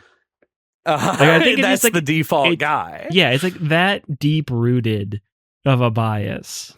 But like I think people like don't even consciously think about it. But like, yeah, they're like, oh yeah, like we'll make all these like interesting characters and like we'll have like this good female representation. But then like they it sounds silly when you lay it out like this. But like I do think it is like a subconscious thing that they're like, well, but like the main character's got to be a dude. Yeah, and I mean that is kind of where I landed with it. Is like it does, I guess the problem I had, not really that much of a problem. I played through the game without thinking about it for a long time, but like it did feel like they did a good job with the female characters, largely otherwise. So it was strange to me that that he's in such a minority and yet is given that position of being the main character, I guess. Yeah. Well, and I even think it's weird because like I feel like Verso makes way more sense as the main character, whereas like Gustav feels like the one that's like the extra like white guy stand-in. Like, you know, because Verso is like tied into the whole family thing, and like it really I didn't think about it until after you beat the Paintress, and like you're standing up on top of the cliff, and like you have like the three female characters. You have a Glune, CL, yeah. I was like, I know the name, but for some reason, every time I think it, I feel like it's wrong for some reason. But yeah, you have Lune, CL, and Mael all like planting the flag. And I'm like, oh yeah, like our majority of our cast is female characters. I didn't even really think about it, which I think is like the mark of success when it comes to that kind of thing. That it feels natural and you don't think about it. But yeah, like I don't know. And yeah, but then you have like, the whole Gustav and Verso thing. Like you gotta have that like stand-in white guy main character. And like I don't even like it feels like wrong to harp on it in this situation because like I don't feel like this game handles it poorly, but like I think it's just like a testament to like how deep rooted that kind of stuff is. No, you're probably right, and that's why I said I don't think I had an answer to that because I feel like you would have to kind of ask the writer directly, and then that would get awkward because you're like, can you in this interview really quick just like confront your unconscious bias? Right. Which would be a thing to do. But yeah, I don't know. That was the other thing I had. I also think it's funny a little bit that you do forget CL's name because, man, every story has to have a character that like does the least. But CL really got kind of fucked in this narrative. It has very little impact overall. I mean, on like the overall plot. But I don't know. I think that's true. But like, I feel like maybe Monoko is more so. You know, I mean, because of the human character, CL is the most. But like I don't know. Like, I feel like she's interestingly characterized though. Like, I feel like you get a good variety of personalities. Because like, I feel like CL and Lune are like very different from each other. I don't know. They both feel like real people. And I don't know. I just like I feel like she's suffers from that. Like CL suffers from that. Like being introduced last syndrome, even like of the human characters anyway, where like, and like her mechanical role is like less obvious. Like she has like a number of things like working against her, but like I think like as a character, I think she's like really interesting because like I found myself relating to her the most, even though like I used her the least of like I think all the characters. So I did too. She was like, my what was that guy's name? Kamal or whatever from Final Fantasy X. Probably isn't Kamal. the Kamal. Blue guy. Oh, Kamari. The cat. Yeah, same situation. I was just like, cool. Anyway. Yeah, just like I feel like I don't know. I think she was like an interesting character because like she has like this past where like her husband's dead, and like she has like all this like motivation to go on the expedition, but then like she's so carefree and chill. Like you wonder how much of it is a front. Like I don't know. I think she's an interesting like very realistic feeling character. But yeah, like maybe another product of the game feeling like a little slow paced, or I mean too fast paced, where it would have benefited from slower pacing is like that character felt more complex than she got like the time to like really express. Yeah. And I think that's true. I even went through and did her because I did all the character quests, and right, yeah, and I didn't get to also finish those. Yeah, and it fleshes her out as a character, and I don't disagree that I think that she feels the most realistic, potentially Mael as Mael. I think she elevates into like a weird pseudo god state at the end of the game, which makes her a lot less relatable. Right, but like I think the thing I mean is that like Mael feels a lot more like dramatic and like a character in a thing, whereas like CL feels very like a real person. Sure. She feels of all the cast, she feels the most like are just like someone you would know. I don't disagree with that. I just think that it's more her ability to affect the plot. Mm-hmm. It feels like her character was there. Like I think that she has a personal narrative that she was works. there to be party slot 4. But she was party slot 4, yeah. Which is a bummer, I think, because it does like she has, but I mean it is like the incredible syndrome problem, right? Like if everybody is really sad, then nobody is. Yep. Where everyone's backstory is kind of tragic, and even everyone just fucking dies in this game, like, and then you bring them back. So like it feels like she loses what could have been special about her to comparisons to other characters. And it's another area where I feel like Gustav dying early is a detriment because like that's where they can relate on that because they've both lost a partner. Like I feel like there's a lot more you could have explored. But or even like with Verso, like once again, didn't do her character quest because I didn't do the post game stuff. But like he's got like a whole thing where he's dead and like his relationship with his family and stuff, and she's got the dead husband. Like I just, not that that's like super unique or whatever, you know, like that's a tale as old as time in fiction, dead partner, but like there's just feel like there's a lot more you could have done with that just gets like just left on the table. I agree. And I mean, we're talking sort of about the same kind of stuff. Do you have thoughts about the world map?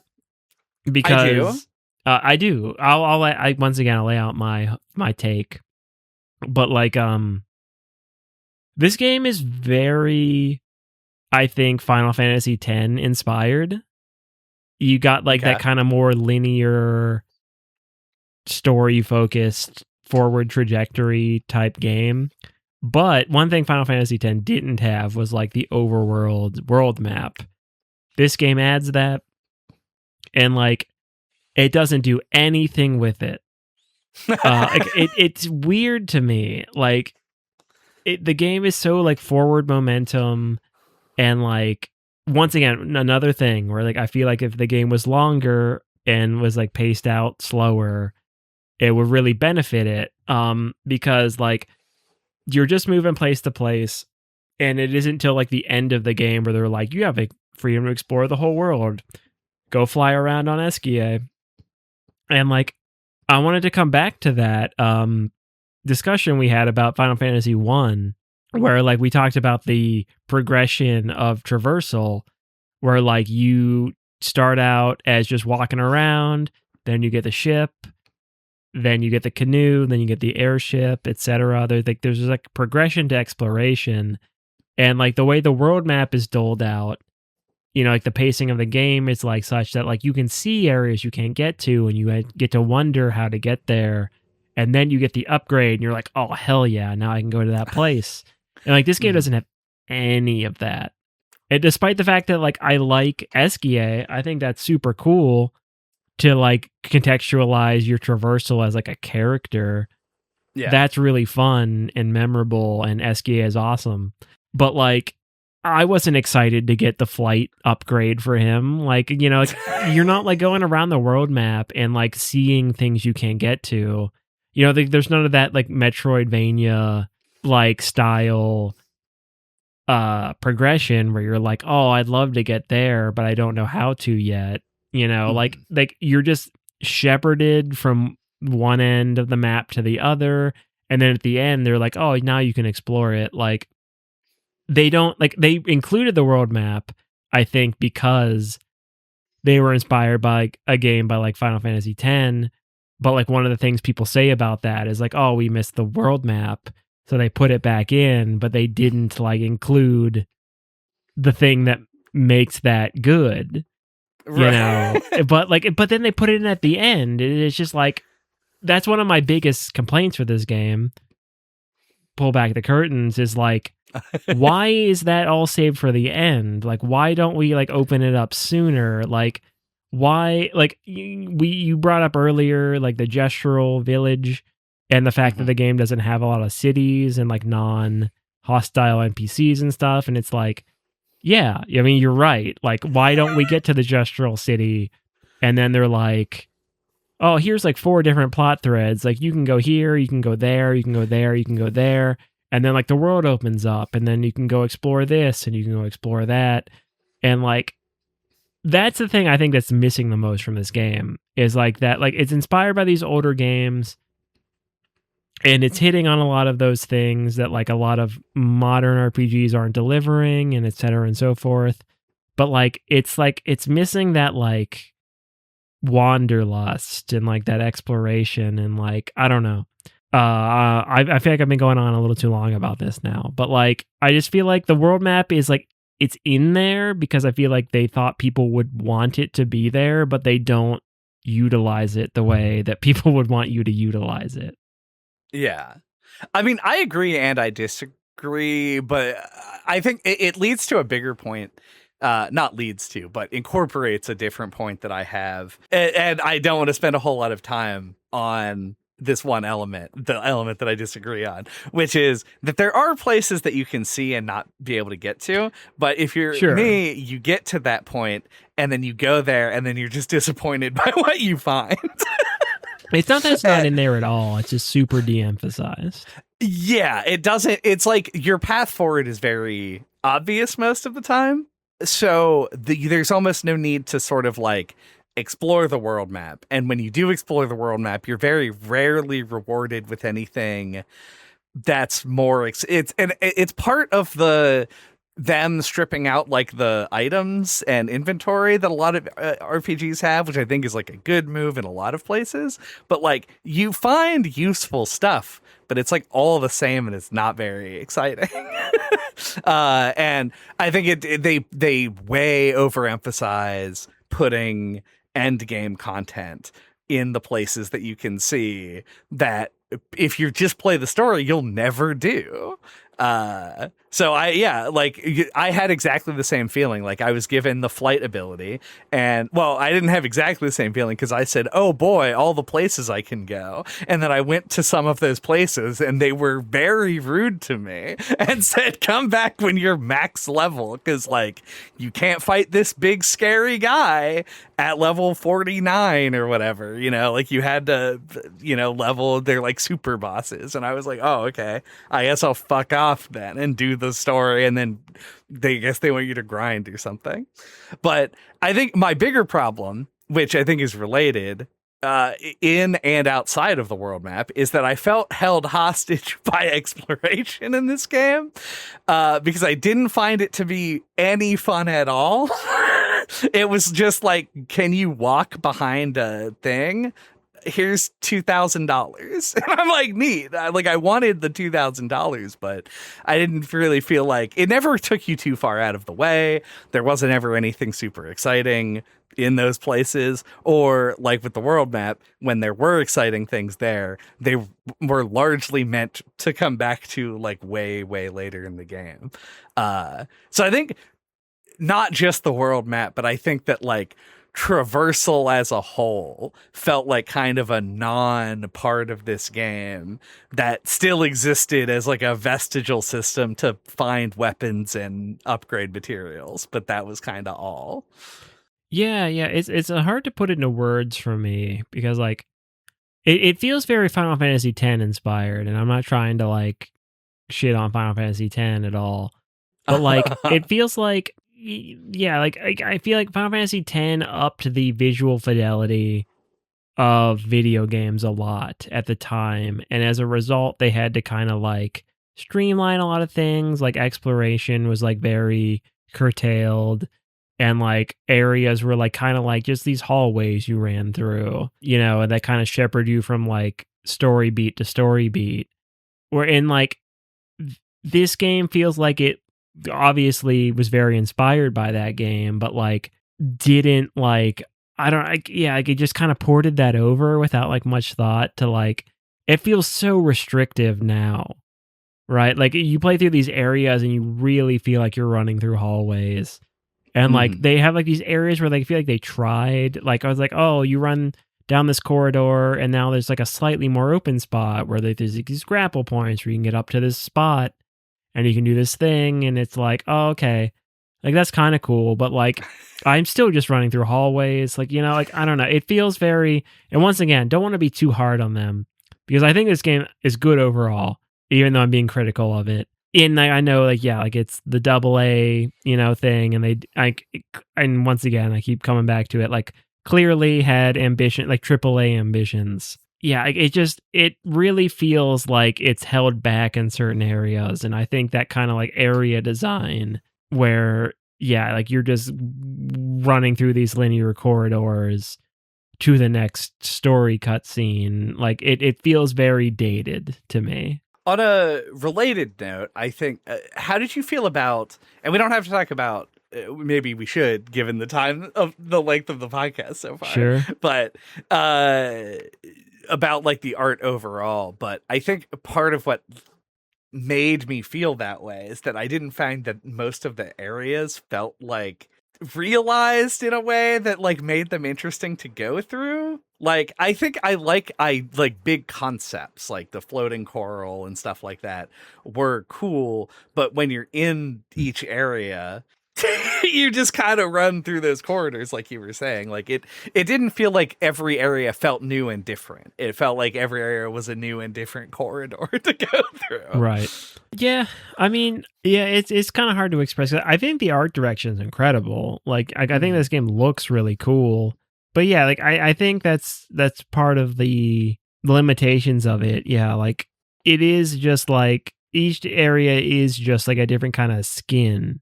You know, like you don't like get to interact in each area in a different way.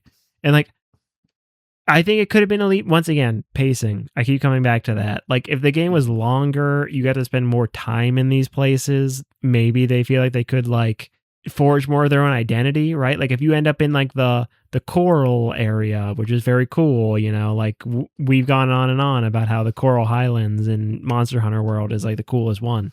But like, if you got to that area and there was like a town and like there was stuff to spend more time in and engage with in that spot, then it could like embed itself more in your mind as like this unique place before you moved on to the next one.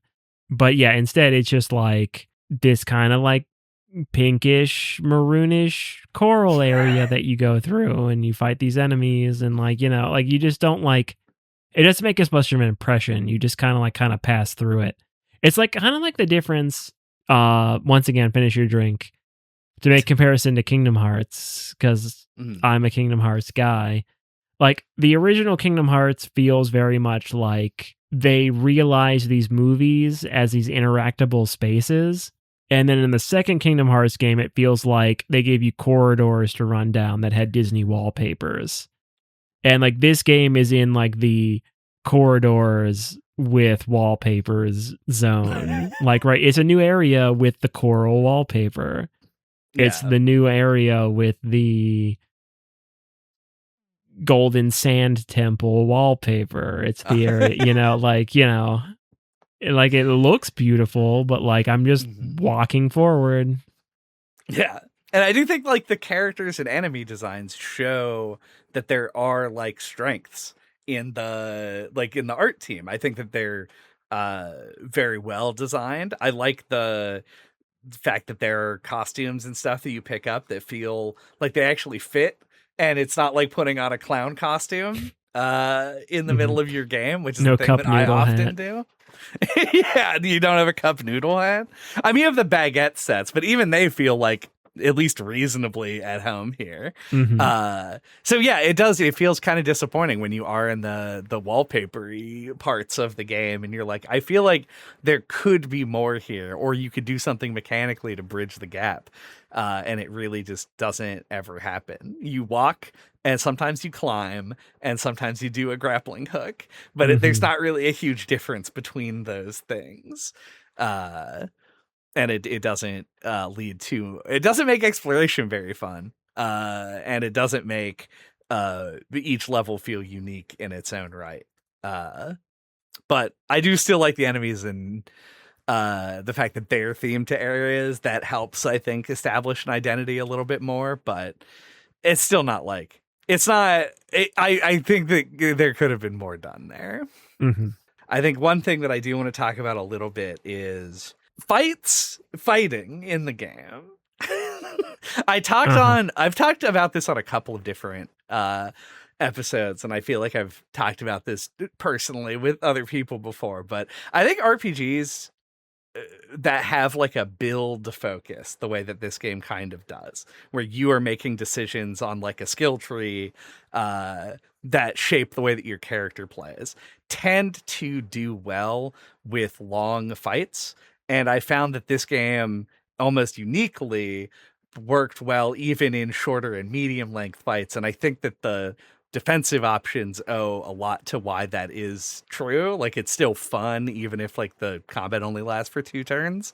But I think it hit a nice balance of being like both fun in short bursts and also having you able to sort of like build up to a big crescendo in longer fights that made it exciting to play those fights as well. So this is a game where I actually liked combat as well as like boss fights, and I'm typically kind of divided on those things. I don't know about anything to add to that. That's fair. Because I tend to not be as picky about that as you. But I mean, I agree. Like, I do think it the combat system is more versatile than a lot of others. I will say the big difference, I think, between this and other games with these types of bosses is that this is a game where I actually didn't like big monster bosses because you couldn't predict how to parry their attacks as well because they're so large. I think it's kind of it. I had a note on the music. I think the music was really textured and good, but not super memorable for me. But I'm not sure if that's a me thing or if that's like it kind of resembles the music in a lot of games now. I think that's a you thing, because I feel kind of the opposite.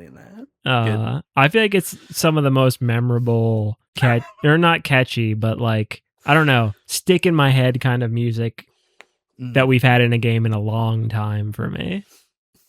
I'm glad to hear that, honestly. Yeah, I mean, we tend to differ on this sort of thing, I think. But yeah, I don't know. It is, you're not wrong. It is kind of like similar to, it definitely feels like it's taking cues from Nier to me, and like other things like the, once again, to bring up Dark Souls, Like some of like the more like the theme music for Dark Souls, like the menu themes and things with like that kind of European woman singing, non-English lyrics. I don't know if there's like terms for these things, but like it very much falls into that sort of camp, but I'm super into that camp, so I really like the music in this. Oh, and one thing I have to bring up, because I don't know how I haven't seen someone call this out on the internet yet, even though like I guess I've been avoiding content about this game because I hadn't played it yet, but like there's like this the Lumiere theme, like the theme of the city is just the Pokemon Center theme. It's like da da da da da da da da da da da da. It's like the exact same melody with like it's like the difference between Ice Baby and Under Pressure. Under Pressure. It's like 2 notes are changed. It's the exact same melody. And I can't believe I have not seen somebody talk about this online. That's very funny. It's so bizarre. I do almost think that I may have had. I will say one thing I definitely thought, and you only jogged my memory now, is that the soundtrack was very near adjacent. Yeah, it's like that kind of female vocalist. Thing. Yeah. Mm-hmm. There were definitely some songs that felt like they could have, like you could swap it in and it wouldn't like feel out of place. Yeah, like there's I think it's like the like more end game dramatic version of that theme of the Lumiere theme, where like it has lyrics and like she says the words Clair Obscur in the lyrics. Is like, yeah, that song feels super Nier Automata coded. And a little bit Pokemon coded. Well, yes, and Pokemon coded because the melody's exactly the same. The big picture concept of this game is that the world of the game is a painting. Yeah. Painted by Verso, who's one of the characters. And who in real life, air quotes, in context of the game, died. And his mom has taken this canvas. Like they're like a family of magical painters who can paint these fictional realities to life. So she takes his painting, his magical painting, and dives into it and like recreates a version of him, a fake version, etc. and so forth. So the whole game is like this painting brought to life. And it's a really cool concept. And it's something that gets slowly revealed to you over the course of the game. But like, I feel like it's something that like, I almost kind of like wish, and maybe this is just a wish list thing, and not really a criticism of the game, but like that could have been explored a little more in the game itself. Like it would have been cool if like the boss fight, like the final boss, like the final boss, could have taken place like maybe in like quote the real world against like Renoir, like the real Renoir, or maybe you could have jumped to another painting. Right. Or something and like glimpsed another reality or something. Because like I just feel like that concept is on the table. Like maybe it could have been like more fully realized. And once again, not really a criticism, but like it just seems like something left on the table. And so I don't have much more to say about that. I don't know if you have anything to add. Only that I'm aware that apparently this studio wants to sort of create a more expanded universe, and I think potentially you might see something like that in a future game. I mean, I'd be down for that. Yeah, that's what somebody tried to explain the lore to me, and I was like, I don't remember any of these things that you're saying happening. That's so evocative to me. It's like as a true 90s kid who grew up with Mario 64 and jumping into magical paintings, like I just feel so like you could have done a little bit more with that concept. Yeah. And the other thing was just like you like fight Mael and then you go to Bob-Bomb's battlefield. Well, that's a good lead-in for what I was just gonna say. Is like the ending of the game makes you make a choice. Like you side with Mael, who wants to keep the painting world going, or you side with Verso, who wants to end it. And like, unless I'm like kind of forgetting something, which you might be a uniquely good person to point this out, but like I feel like this is one of the only narratives where I truly side with the villain. Mm-hmm. Like I side with Verso, who ends up siding with Renoir, that I think the world needs to end and that they should quit perpetuating the fantasy. And like I genuinely can't think of another piece of fiction where I just am on the side of the villain straight up. Because like I chose it, you know, like to anyone who didn't pick up from that statement, but like I sided with Verso and not Mael for the ending. Mm-hmm. I did as well. I think because I think Renoir is just correct. Yeah, that it needs to end, and like I just think that's rare. Like you never just side with the villain like that. Yeah, I think that's the strength of how much this narrative sort of matures over the course of the game, because I did not take it extremely seriously from the beginning, but by the end I felt like I actually did feel invested in the characters, and I think that investment is what made me want to also say like this should end. Like this is obviously sort of a world of suffering. Yeah, like, and if you had asked me like 3/4 of the way through, I would have felt the opposite. Like I would have I kind of viewed Mael as the main character and thought like Verso was up to some shady shit. And I was surprised that I was like completely flip-flopped by the end. No, and I just agree with you. I don't know that I necessarily have like I mean, I told somebody that I chose the Verso ending, like the ending that I chose, and they were like, that's crazy. Like, you're an insane person. I don't know how you could watch those endings and think that the Mael ending was better. Right. Personally. I obviously agree because I obviously watch them both, but right. Yeah, like I think and I guess this is biased, but like I think the game supports that the Verso ending is the better one. Because like the way the Mael ending ends is like it seems happy at first, right? Like everyone's there, everyone's in the theater except Gustav. Well, yes, except Gustav. Well, you know, he shows up, doesn't he? Oh, I didn't actually watch that. I think he does. Yeah, that Gustav is there. Like everyone shows. Like CL, his husband is there. Like you're walking into a theater and like everyone's there. Like CL's there. Her husband's with her. Lune's there.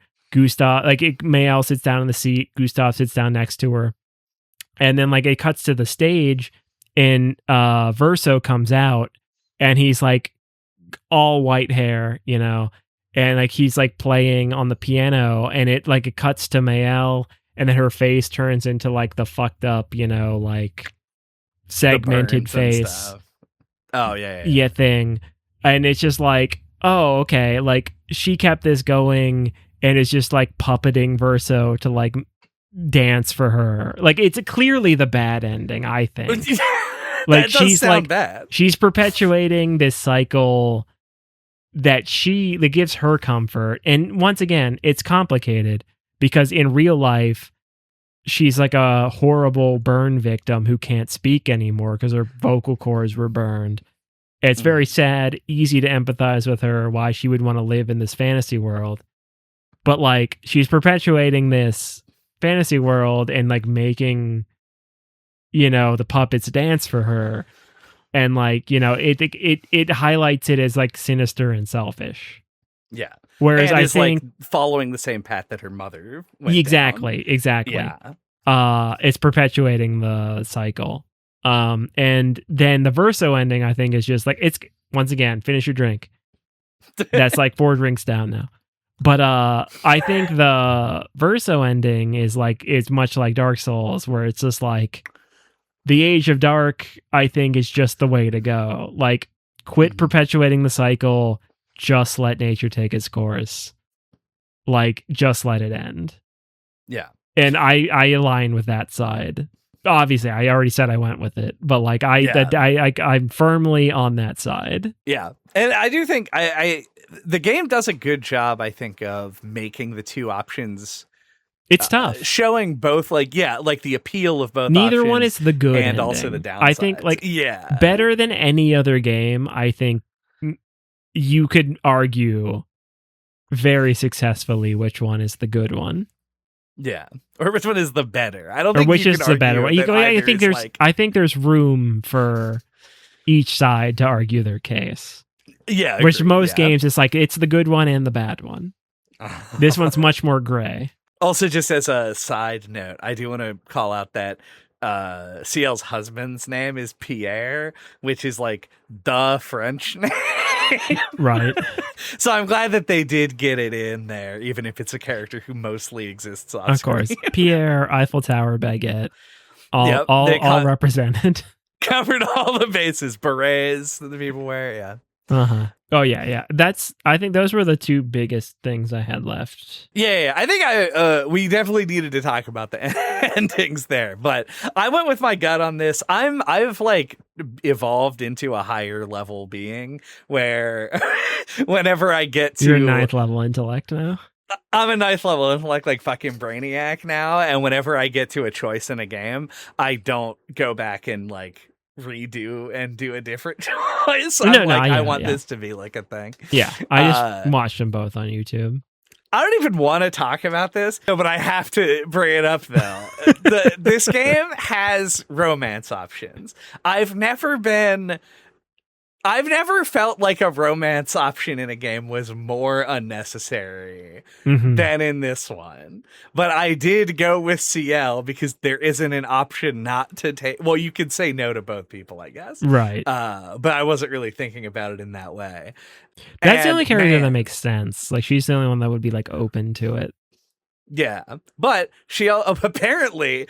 What I've been told is that Lune's path is like she's looking for a life partner, and CL's just looking for some fun or whatever. Think, and I was like, everybody dies very soon. Yeah, it's not that kind of game. Yeah, it feels very odd to have like that kind of interaction in this game. It maybe reflects a little bit weirder on the male protagonist thing I was talking about earlier. I don't know. Yeah, I guess that's true. Yeah, you're right. Right, that like all the supporting characters are female because they're characters you can date. They're all dateable, yeah. You can't date Minoko. Because that's your dog. Because that's your dog. Yeah. I guess that's probably a good thing. Every other possible dateable character would have been problematic in one way. Good boy, am I right? Yeah. No, but yeah. But yeah, no, I feel like, romance options in general feel out of place in this one. Agreed, yeah. It's just kind of a strange game for it. Even though the French like their romance. It's the city, Paris is the city of love, is what I've been told. But, that Eiffel Tower is all warped and droopy. And love is warped as well. I know, right? Wow, that's so deep. Anyway. Do we have French thoughts? I literally was going to say French thought. It's the only option, I think. Do we have French thoughts? My French thoughts. This one's complicated. I alluded to Undertale earlier, and like, don't get me wrong, I like this game, but I feel compelled to like try to express my thoughts here. Because like, I think we've all interacted with a piece of media that we've known strongly by reputation before we interacted with it. And this is one of those things for me where like I've like once I said I tried to look up reviews of this game online before doing this episode, and every review you can find, like I compared it to Undertale, and this is a thing I tried to express about Undertale, but I feel I was less able to at the time. But like, you can't look up opinions about it without only finding people praising it up and down and acting like it's the best game ever made. Like, every video I found said something like this at the beginning. That was like, of all my time on YouTube, I've never played a better game than this. or like only every once in a while does a must play masterpiece like this come along, or like, you know, like some kind of grandiose statement like that is the first sentence uttered in every review of this game. Permission so, like, to cut out you saying that and put it at the beginning of this episode. Exactly. And like those are some expectations right there, you know, to say the least. Like, and that's just not my reality of playing this personally. Like, I liked this game, but like I thought it was good. You know, like I don't think this is like one of the best games I've ever played or a masterpiece. I think the game has incredible art direction. Like there's parts of this game I would describe as masterpiece level. Like the attention to detail and the art direction, like beautiful, beautiful detail. And, you know, just all kinds of artistry on display that I think is great. But like the overall product, though, like just doesn't quite add up to the sum of its parts for me. Like, there's a lot that I like about it. Like, I like the story. I like the characters. I like the gameplay. But, like, it just all doesn't quite do it for me. Big picture. I guess not pun intended, but, like, thematically appropriate. Doesn't quite do it for me, big picture. But, yeah, like, not to harp on about that. Like, not to be a hater. I like the game. But, like, for me, personally, it did not live up to its reputation, I guess is all I'm trying to say. But, yeah, like, I like the game overall. And I beat the game, but, like, I would be curious to, like, go back and, like, do those extra personal quests. Because I think that would probably elevate my opinion of it a little bit. But I do feel like I will hold fast in my opinion that should have been sprinkled out through the whole game.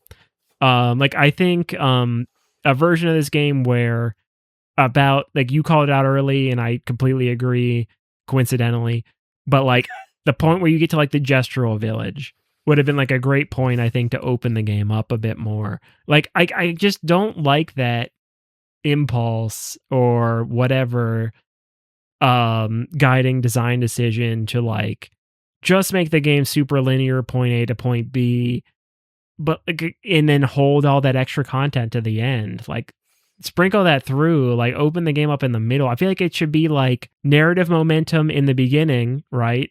More narrow in the beginning because like you're establishing the world and everything. Then you open up in the middle and then you funnel back in towards the end. You know, like that feels like the more natural structure for like a narrative like this. And then it's just, but this one's just like all straight, open up at the end, and then, you know, back to the final ending. But like, I don't know, like, I like this game a lot. Like I'd like to see I'm also like, I'm glad this game was so successful, right? Because like I think people are kind of like, this is a rare example of people voting with their wallet. Like people holding up a thing, they're being like, hey, the rest of the video game industry, like, we like this. Why aren't you making this anymore? Here's this thing that was given to us by this AA studio. Make more like this. Like, I like that it's been that successful because like, I agree. I like this type of game too. But like, I'm glad this was so successful because I'd like to see what they do next. I like to see what they do with like a little bit more freedom, a little bit more budget. Because I do feel like ultimately like the biggest fault or failing of this game is that like I feel like it was big AAA ambitions kind of squashed down into a AA package. Like I think the game ultimately, like my thesis is like I think it would have benefited from being a bit longer, for being a little bit like paced out a little bit more evenly. You know, it's about a 30-ish hour game. Like if it was about 50, you know, if it was about, you know, it could be like a little bit more slow paced. I think a lot of its problems could have been ironed out. So yeah, like I feel kind of asshole-ish for being as critical of this as I am, because like I think given what it is an incredible game. But like I think like it's one of those things where like its reputation is just like such that like it's this perfect thing. If you come to it after the fact, after the dust has settled, like it feels like did I play the same game as everyone else? Like it just like listening to other people talk about it. Like I said, I finished a game. This is my kind of game. It's not even like I'm not an RPG fan. I grew up with turn-based games. I like this type of game, but like I played it and then I went to the internet to like look up reviews, and like I said, like it was similar to Undertale. And like I like Undertale a lot, and I've come to even like it even more over time. But like you looked up opinions of that game at the time and you couldn't find anything but people saying it was like this perfect, monolithic, beautiful, perfect, birthed into the world gift from God to us. Like that was like what everyone said about it. And this game is like very similar. Like you can't look it up. Like seriously, like go to YouTube, look up Clair Obscur Expedition 33 review. Every video will be like, this is a masterpiece. This is the most perfect thing. This is the best thing I've ever played. This is the best game in 25 years. This is like the best. Like everything is like, this is the best thing I've ever seen. And it's just like, that just wasn't my reality. Like but I feel the need to express that. I don't know. Feel free to roast me in the comments or whatever. But like, I thought it was a very good game, but like a flawed one to me. Like, like I liked it a lot, but like I didn't think it was this perfect masterpiece. So I don't know. I've gone on way too long, so that'll be the end. I liked it a lot, but my experience differed from the reputation. I'm glad though that you gave it like that context, like as part of the final thoughts, because we did talk about a lot of sort of critical elements of this game. And I think that you have a more experience-based sort of understanding. I feel like I come into like giving my final thoughts on this game. I feel very sort of like carefree, head empty. Like I knew going in that this game wasn't going to be the best game that I've played in 25 years. And I also knew that its reputation was staked a lot, not just on the mechanical elements that I knew that I would engage with and figure out if I enjoyed, but on the narrative elements. And we had just played Perfect Tides, and that is like exactly the kind of narrative that I enjoy. And this is like just a different thing. I can appreciate it for being good, but it isn't like specifically up my alley in that way. So I had like tempered expectations coming in and found myself surprisingly enjoying the game more than I thought that I would. But that has nothing to do with, I guess, like, at no point did I say this is the best RPG that I've played in 25 years. The things that I really liked about this game were I love the big picture ideas in the plot. I like the concept with the painting, the paintress, the time limit, the expeditions, that kind of stuff I thought all really worked.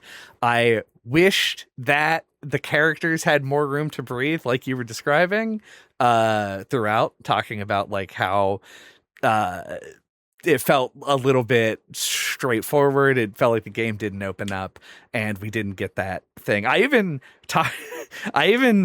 kind of hated the way that like the friendship mechanics work, that they all just happen at camp and you just do them all in a row. There's no choice there. It's just like cutscenes that you sit through occasionally. It felt very video gamey in a way that like a lot of the other narrative elements felt like they weren't in that sense. So I felt kind of disappointed in the things that people sort of expressed this game doing better than others. But I did really like the combat in the middle of the game. I really liked build crafting. That kind of stuff really speaks to me in a my brain is a checklist kind of way. So I did enjoy like those elements of the game and just wish that those parts could have come into focus earlier. And I think maybe the biggest thing that we both agree on, I wish that the game had more to do in the middle instead of saving it all for the end, because it fucks with the pacing and it fucks with your ability to, your desire even to explore and do anything besides just go from point A to point B. So yeah, I think I have a bit of a less nuanced thing. I got very like lost in the sauce mid game, trying to be like, oh, how do I make Verso shoot his gun 35 times, which is like the build that I went with that did ruin the sort of the vibes of the ending scene where you fight Mael and she's like, Verso, but all of the people, and then Verso's like, bang, bang, bang, bang, bang, bang, bang, and then she dies, and then credits roll. I'm like, I pull out my gun. Yeah. But that stuff that I did like is always couched in this big sort of epic thing that has all these expectations around it, and I just kind of didn't engage in the way that maybe people might hope that you would when you play their game. But I don't know. I consider that on me more than the game. But yeah, yeah. Yeah, I mean, not to cut off once again, Taylor Swift. Not to cut off your final thoughts, but like, I part of me like, not to diminish people's opinions on this game. I'm sure lots of people fucking love this game.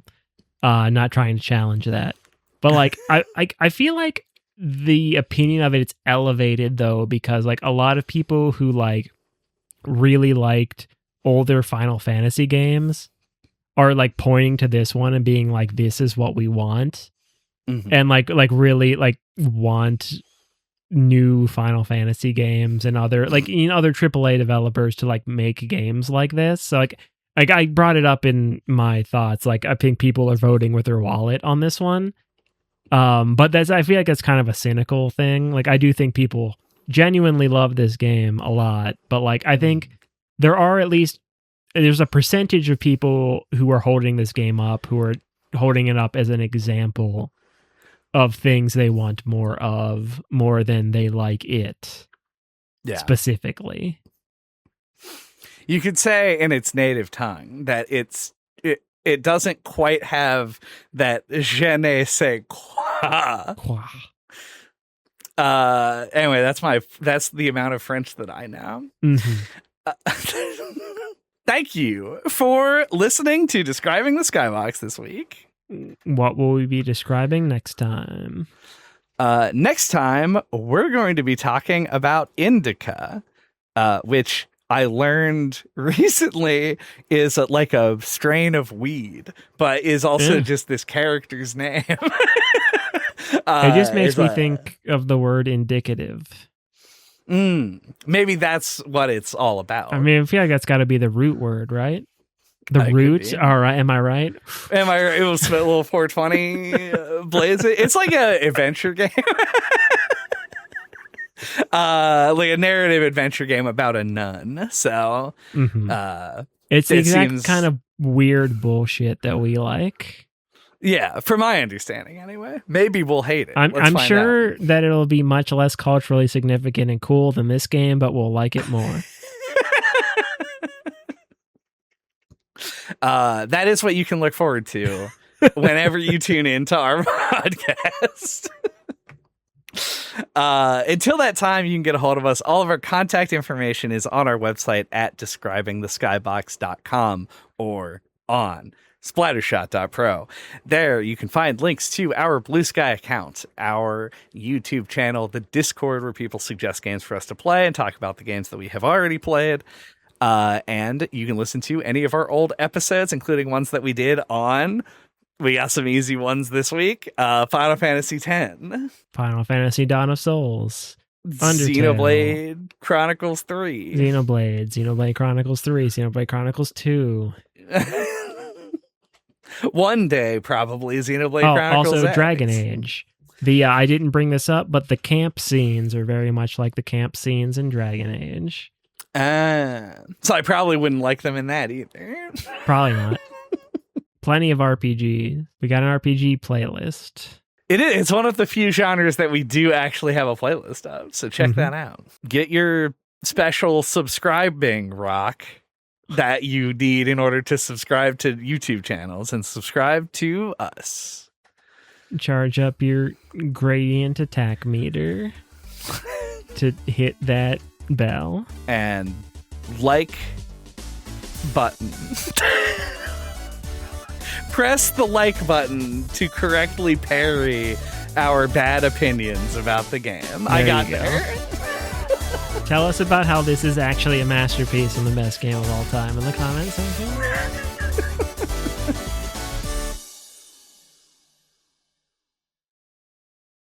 All right, I got to piss so bad. Dude, Sam?